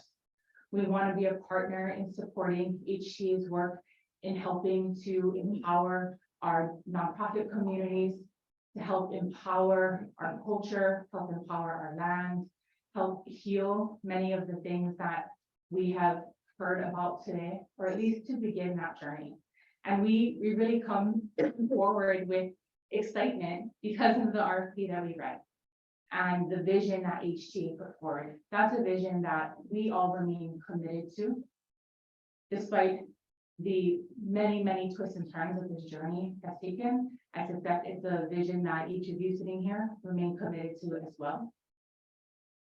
At this stage, it is difficult for the last 7 months, after sitting in this room, by the way, and sharing that vision in this very room, it is difficult over the last 7 months to see the legal process take many of the turns that it has. As many others have stated already, in both RFP1 as well as in RFP2, the committee that this organization empowered to make a decision determined that CNHA was the best value fit for the state of Hawaii in both RFPs. And so to now absolutely legally, as of your right, the unsuccessful bidder, HVCB, put forward a protest and concerns about the current RFP that's before the state today. There has never been a ruling on that protest. The law requires that there be decisions regarding whether there are legal concerns that were raised as a part of that process. And I certainly sit here and hope that there will be an ability to actually make a decision on whether or not there's merit to the protest. And then we can go back to making a decision about this original award. To essentially state without grounds that we are just, as a state, going to cancel the entire RFP is frankly problematic. As has been stated by others, there needs to be legal grounds for that determination to have been made. What I have understood in my time since also graduating from Richardson is that 103D does not allow the HOPA to essentially substitute their own decision-making for the merits of the protest for what the committee decided. The Kuleana for the HOPA, who by the way, I have tremendous aloha for a person who has served as HOPA up until this point. And I don't know Director Sarasaki, but I look forward to getting to know you, I hope, as well. You as well. A tremendous aloha for our prior HOPA. He's carried Kuleana for our community for decades, and we heard some of that today. But the HOPA's role in this particular instance is to rule on the merits of the actual procurement process, not to substitute his judgment for whether or not the right bidders got the right chunk of the right scope of work. And I believe that what I heard today was an individual essentially substituting their own judgment for who would be best suited to do work for that of the decision of the committee. So again, I encourage this board. It seems to me that the Hawaii revised statutes give the authority to this board to make action and make some decision-making within this procurement process. But certainly, I think there's no question that that authority lies with you, as I'm assuming the new HOPA in this matter as well. And I would ask that this board take into consideration the question of why really did we hear today that this decision was made? And was it properly made within the bounds of the law? Or does, in fact, the bounds of the law require that a decision actually be made on the process itself?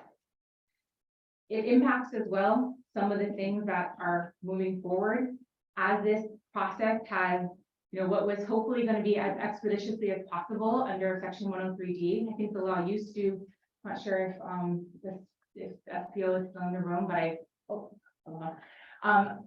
the law used to say 10 days. We are in, I think, 180 plus on the protest, and think that all parties involved deserve for that to be reasonably and judiciously determined at this point. What has then created a waterfall of cascading issues, of course, is that now this board is faced with the question of whether or not to continue to extend the contract under emergency authority. And again, under my limited understanding, that authority has to, while the emergency circumstances may be present, that still requires that there's competition practical to the extent practicable. To the extent able, there still has to be some form of competition. It cannot be that emergency authority is simply used to continue to extend and extend and extend a protest situation that is not being resolved. So I ask this board, as you're considering the other agenda items, to the extent that they relate to the RFP, there's obviously agenda items that you folks are looking at that do not relate to the particular RFP in item 5. But to the extent that they do relate to the item 5 RFP, you have a bidder in front of you that has been determined to be ready, prepared, and in the estimation of your selection committee, responsive and a superior bidder. And so I would ask for deep consideration about how it would be justified that competition has been pursued, even in an emergency circumstance, if it is yet extended another time. March 2023 is a ways away. Doesn't seem to me to be an emergency at this time. I hope that with some of the words that we've heard from various speakers today, that there is still time to resolve the matter before then. So, mahalo ako, I spoke longer than I intended, but I appreciate your time, Chair, Board, Director. Aloha.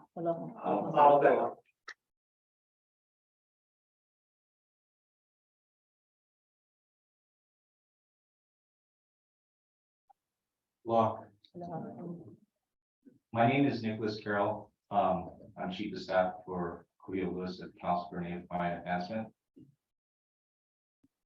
Since this agenda came up last week, I spent a lot of time thinking about what I wanted to say at this meeting.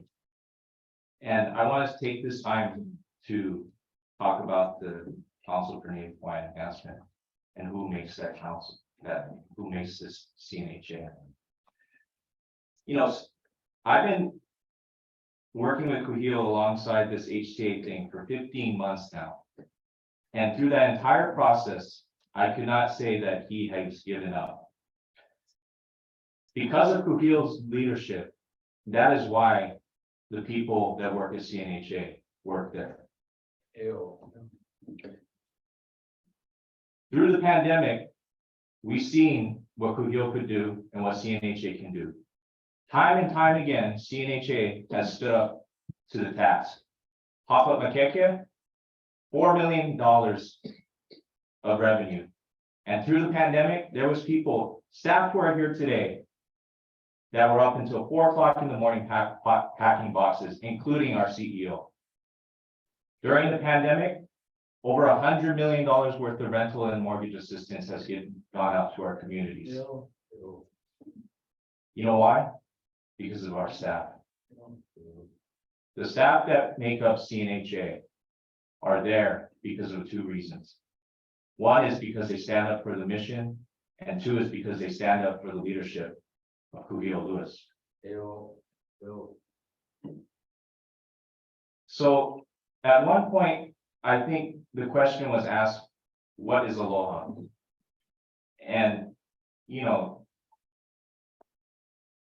to me, aloha is CNHA, the people who behind there, and then people like Rebecca Soon and the Kilohana Collective and the Kilohana Transition Team.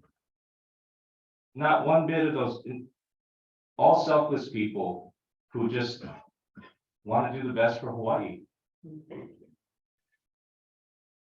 And, you know, I think that CNHA is definitely the best organization to promote Hawaii.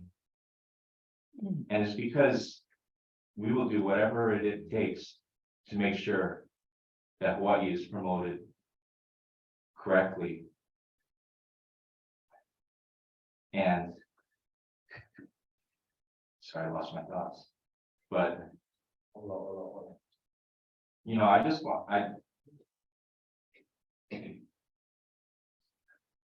yeah. This has been a long process for all of us. But, you know,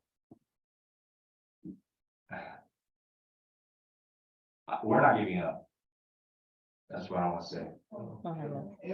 Is the Council for Native Hawaiian Advancement is not giving up. And for the staff, the people who work for CNHA to give me a chance. I'm not Native Hawaiian, but they allowed me to work with everyone and to learn. And that's what I appreciate. And it's those kinds of people who will make Hawaii better. It's those kinds of people who will be able to promote and to educate visitors. So, you know, I just ask you folks to take my comments into consideration. And thank you for your time. Allow it.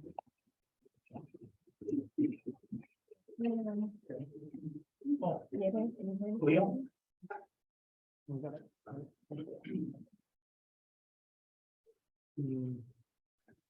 Hello, Ako, members, chair, vice chair, welcome for the opportunity to be here. And I hope that my first time sitting here would be under different circumstances.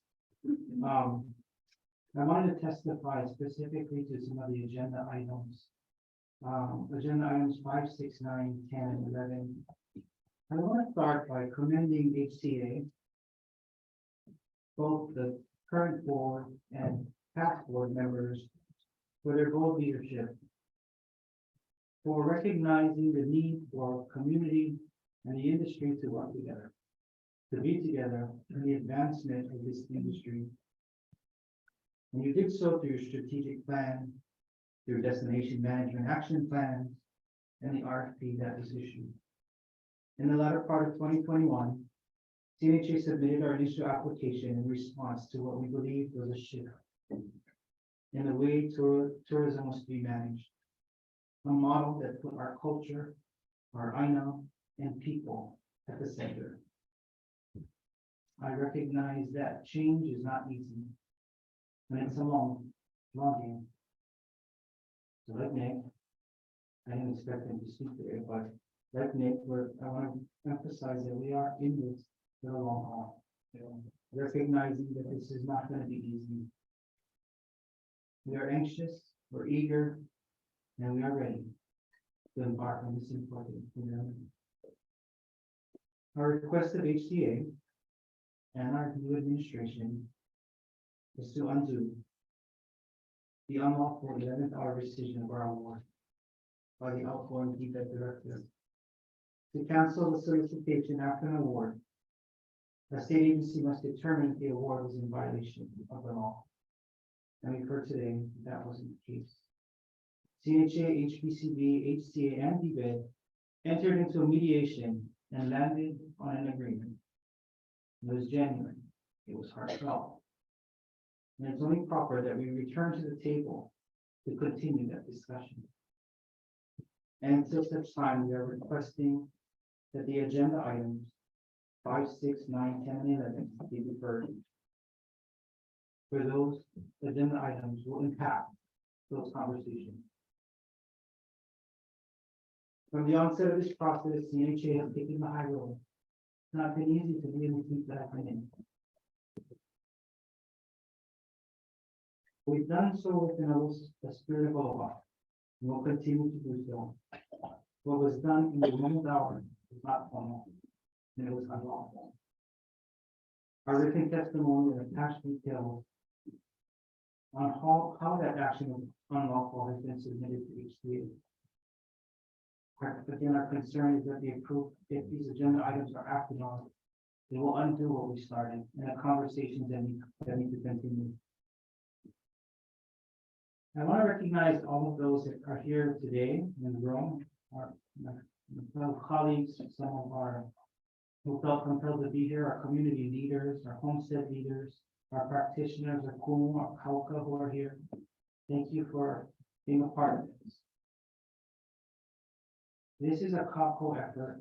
It's an effort in which I look forward to embracing all of Hawaiʻi.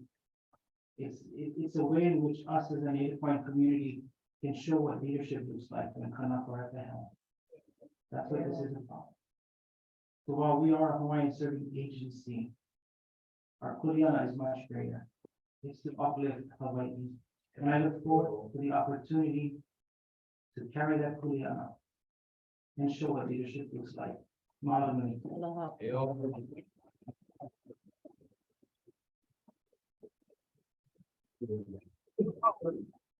You know, I know there's still more, comments, discussion, but if we can ask permission, if unless you feel strongly about that, but if we can end it with what Kuhio is, that statement, and then the board can have a discussion, you know, actually on some of his recommendations about possibly deferring.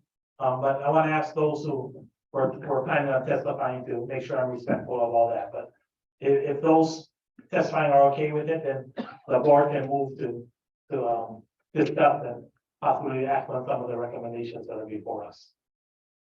Anybody else?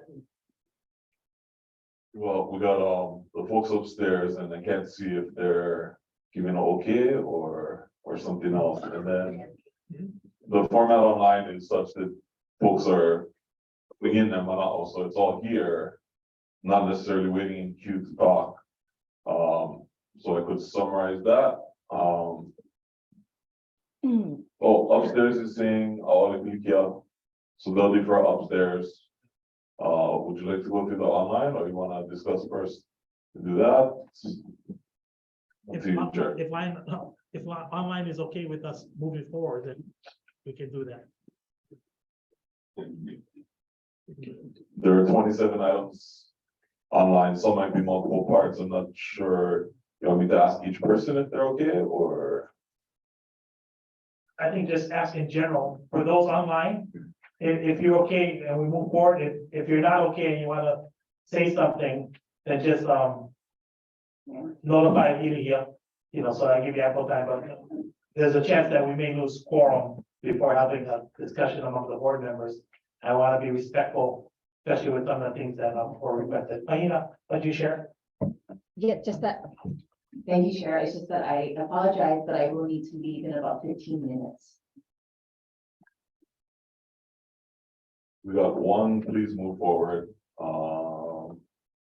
We got one want to testify.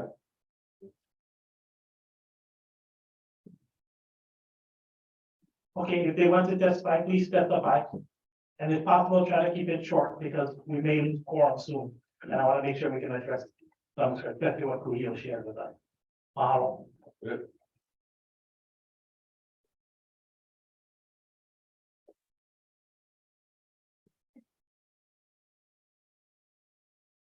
Well, Tara, you can put your manao in the Q&A. Other folks are saying, okay, move forward. So Tara, if you could drop yours in the Q&A.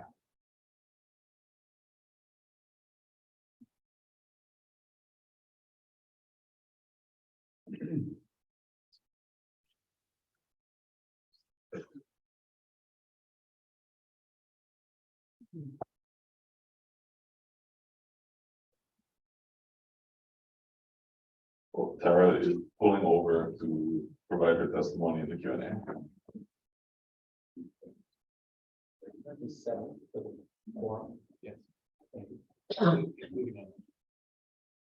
Yes. Thank you.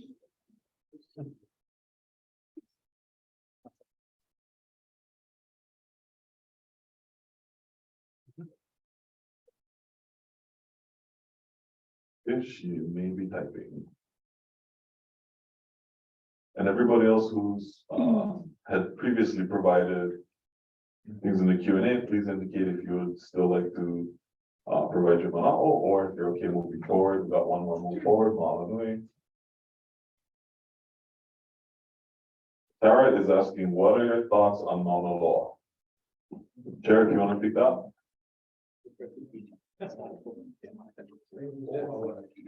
As important as I feel personally that topic is, it isn't agendized for today's meeting, so we really need to keep on the agenda for today. Okay, Tara. Okay, given that we're, have the permission from all from the community, I wanna, respect what Kuhio said, and then also our board, and what I'm thinking at this time is that, I wanna ask the board if we can make a motion to defer all other agenda items, including 7 and 8. So 5, 6, 7, 8, 9, 10, 11, to our next board meeting on December 22nd, which is our last board meeting of the year. So, if you guys are good with that, have a motion for that? I'd like to make a motion to defer items 5, 6, 7, 8, 9, 10, and 11 to our next scheduled board meeting. Second? Second. Okay, I'll set. Any discussion from any of the board members? Yes. So I have 3 very simple questions that I want to just raise, and perhaps we can discuss in, at length at our upcoming meeting.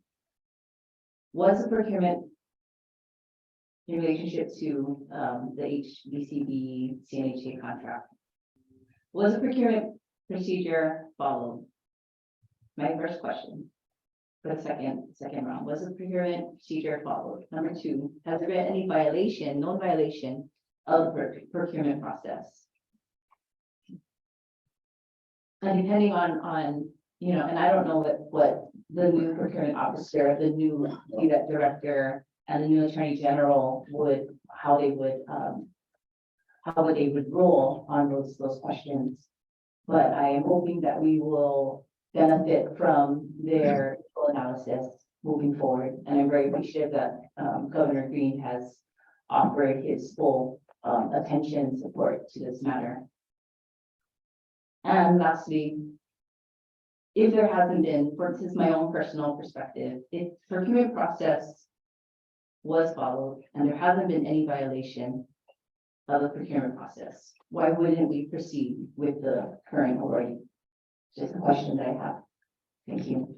Mahalo, Mahina, and then we'll take it for them to form the answer and then come back to us on the 22nd. That's good. Chris, you have something to say? Thank you. Question as well, that if all these items are deferred and action taken at the next board meeting or whatever, will there be enough time to extend everything? It is the holidays, and staff, not sure what staff is doing, but if there's no action today, a lot of the contracts will not be extended likely if possible, unless there's a commitment that it does get done before the end of the year. So there's a lot of contracts that will stop if not extended and approved. And if the board decides that, the board decides that, but there needs to be ample time to get the approval through SPO to happen. So if that's the intent of the board to defer, perfectly fine, but that has to be a reality that it is holidays.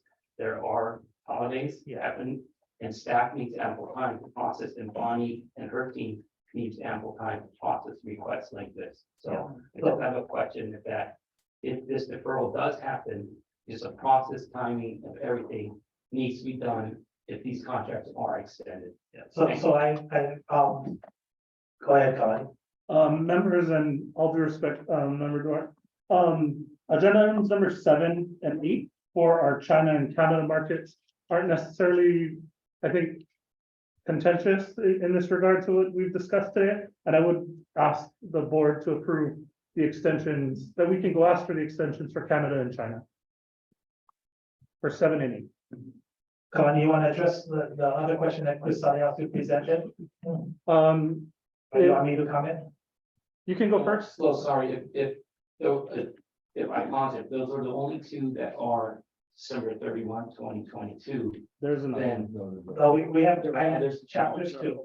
Okay, And when I asked- that was my question. Yeah. It's just for those that are Yeah, that date. yes, There is a challenge, a practical challenge, Yeah. being in doing procurement myself before. Thank you. Very practical challenge. yeah, so what I was asking staff is to simultaneously work on seeing if we could work with SBO for possible extension approval, because that's what we would have done today.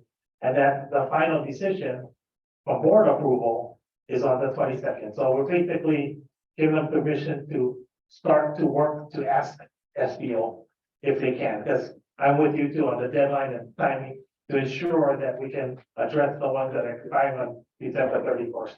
And those are the key ones that we wanted to address. Okay, thank you, Chair. So what I understand is that staff can work and get approvals to do an extension with SBO in the next time frame. And then the board can decide whether to allow John DeFreeze to execute that contract. Yeah. If that extension Yes. is possible. Because we and know- decided upon yeah, by the board. Because we know the time crunch, and that's why we wanted to mobilize, that's why I was gonna ask about it today, so we can move forward. I mean, the other thing is, we can, I think our request, it was really item number, the ones that Kuhio said, but 5, 6, 9, 10, 11. 5, 6, 9, 10, 11, the other two we can do, but the other ones probably, it would be prudent to Fully understand. delay, So, but also be respectful that we can get it done. thank you. I didn't mean to talk over you. No, I'm happy, And I'm so- happy to hear that. If the board is comfortable in discussing the other two that are not under, I would suggest, and I'm sorry, I'm not a board member. No, would I, suggest you're that we move those forward if the board is comfortable, because then does provide clarity as to the decision on those. But I understand the ones that CNHA has submitted a protest about, that I have a copy of right in front of me now. So I understand that, but there's others are not, so I would suggest or ask Yeah. that the board consider that and move that one forward if the board so chooses because of the timing and the timing. No, thank you for that. Thank Mr. you. Chair, may I amend the motion? Sure, Aina. Thank you. I'd like to amend the previous motion or the motion that's standing on the floor. I would like to ask that we defer. Decision is made on item 5, 6, 9, 10, and 11 as presented in today's agenda. Second? Yes, okay, thank you. Any further discussion? And just, Member Arpaio has his hand up on the. David, go ahead, David. Okay, so I guess this is discussion and my discussion would be to add a friendly amendment to the motion. I agree with the motion on the question on procurement, was procurement followed? The second question, were there any violations? But I would add a third issue, and the third issue would be research between now and the 22nd. Ask the State Procurement Office and the AGs, what are our alternatives? What are the alternatives available to the board and or to Chris Sarayasu, our new DBED director? Okay, what are the alternatives, legal alternatives available? And to prepare this information in such a manner that we can discuss it either in an open session or in executive session if they advise us to. I would like it open as much as possible so that the public can hear. And then last thing would be, I agree with the motion with respect to deferring only contracts 5, 6, agenda items 5, 6, 9, 10, and 11. But maybe it's a different motion, but I think that the staff should be working on those at the same time. Working on those at the same time. Because we don't know what decision is going to be made or what information we're going to be presented with on the 22nd, and they might say you have 8 days to execute that contract, right?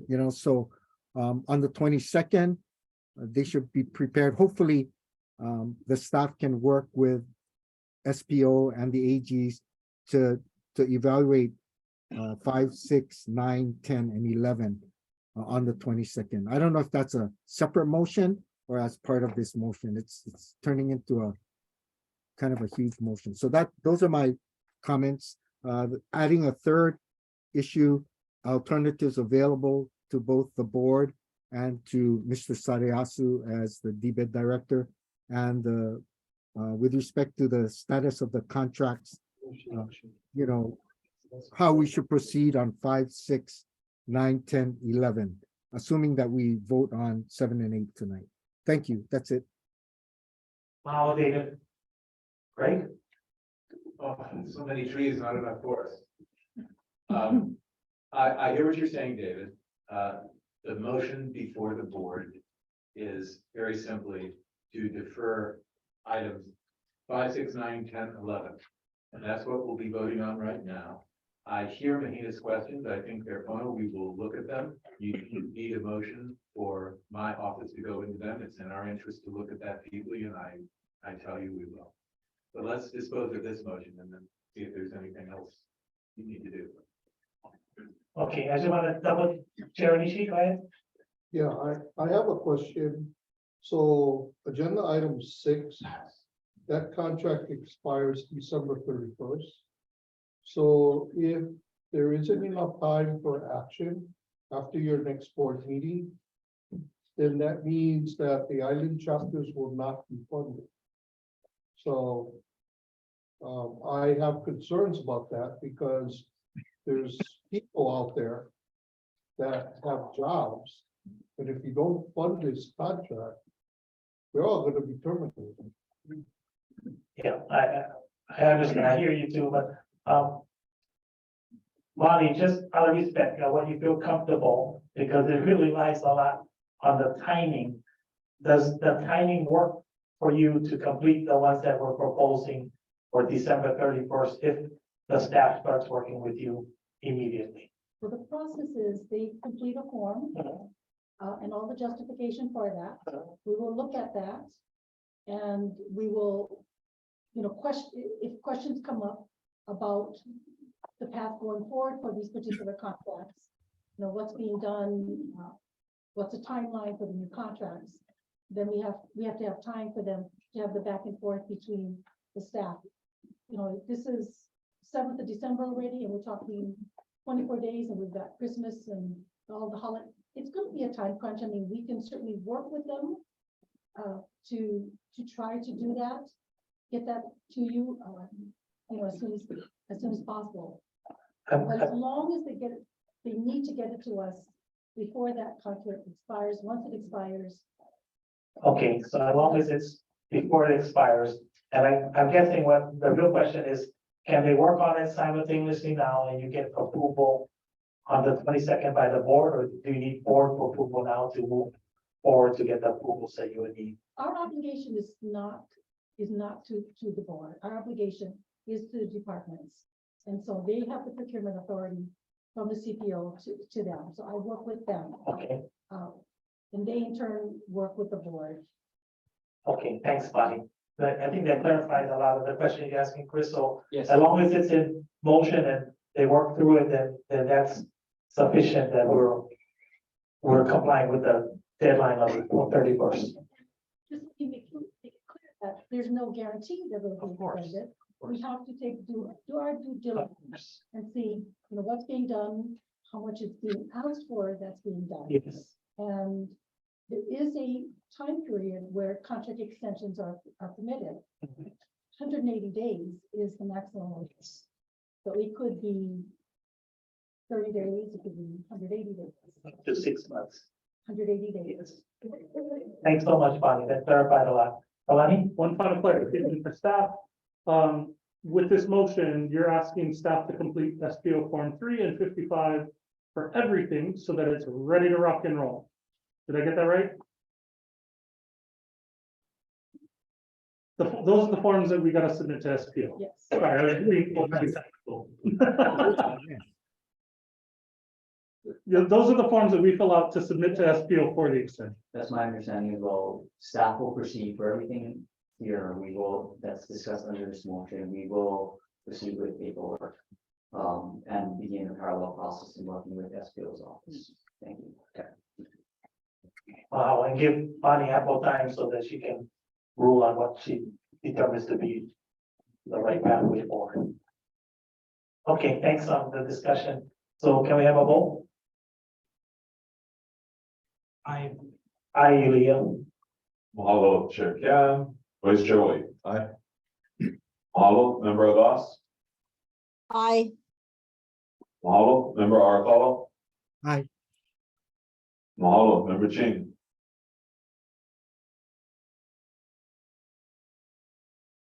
Excuse. Vote. Member Ching's excused. Mahalo. Member Downing. Aye. Mahalo, Member Faishan Duarte. Aye. Mahalo, Member Yona. Aye. Mahalo, Member McCully. Aye. Mahalo, Member Menor McNamara. Aye. Mahalo. Member Rafter. Excuse. Member Zane. Aye. Mahalo. Okay, mahalo, Leah. Okay, can we, go down to agenda item number 7, and that's the discussion, recommendation, and action for staff to seek state procurement office approval to extend HTA contract 21029 S1 Canada leisure marketing contract beyond December 31st, 2022. Can I have a motion? So moved. Second, Second. any discussion? Okay, you need a vote. Wait.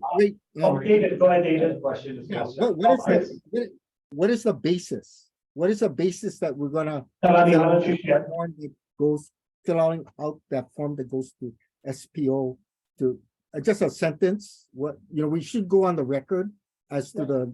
Chair, legal- Chair, I had the same Go ahead, question. Chris. No, I had that same question, Chair. The reason of why we're extending. Kalani? Hi, members, the simple answer is both of those contracts end at the end of December. Those are incredibly important international markets for us, and we didn't have the time to do the procurement, just to be completely frank. The oxygen sort of got sucked up with everything else going on. And I feel that it's important that we continue our efforts in Canada and China for those MMAs. Can I ask if Bonnie needs additional information other than that? Because if so, I'd like to hear that, and I think the board would like to hear what a response to that. So I don't mean to put you on the spot, but is that enough justification to request an extension? Thank you. So we would ask, that's a good start. We would also. If you don't mind, can you go up to the mic? Sorry, thank you.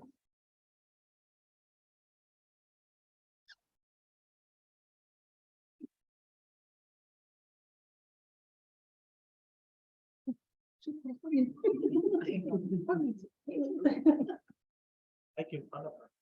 That's all right. Okay, so what we're looking at, when you request an extension is the reasons why the contract needs to be extended, first of all. And you've given us a great start to that. It needs to be a little bit more of impacts, should the contract not be extended. Yes. The financial impacts, other kinds of impacts. We'll also look at what dollar amounts you're asking for. The purpose of a contract extension is to allow the agency a little more time to complete the procurement process. It is not meant to be, more than that. Absolutely. That's why it's a very short period, because it is our expectation that you would have been working on the next solicitation. For whatever reason, you got stalled, there was a protest, there was something that happened, and this up to 180 days will give you that little bit of leeway. The SPO Form 55, for those that are not aware, we want to know a fair and reasonable cost and price determination. So you cannot, just kind of say, well, it was $2 million and now we want it $10 million. Again, the purpose of that is to extend the current contract within the scope of work for a little more time until you can get your next solicitation out. Yes. And for added context, members, both the Canada and China solicitations are drafted. They're in final review. So we're almost there, and we just got to get them out the door. I think everybody's aware of Keith's departure.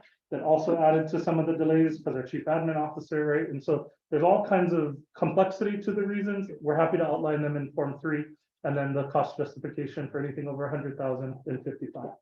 That's correct. Thank you very much, and I think that's what I wanted to hear, because I need the board to understand, or want the board to understand the process that does need to go through SPO, and that's why I asked for a change because, or suggested a change, because it does take a lot of time, and I think hearing from Bonnie, thank you, Bonnie, explaining the process so that you all are aware, and so that Kalani and his team, Mark and his team, can put everything together so that they don't have to go back and forth. It's that we are ready. And for even all the other ones that are expiring on December 31st, that we have that information ready for her to review, and we can avoid back and forth as much as possible. Thank you. Wow, Chris, really appreciate it. Sure. So,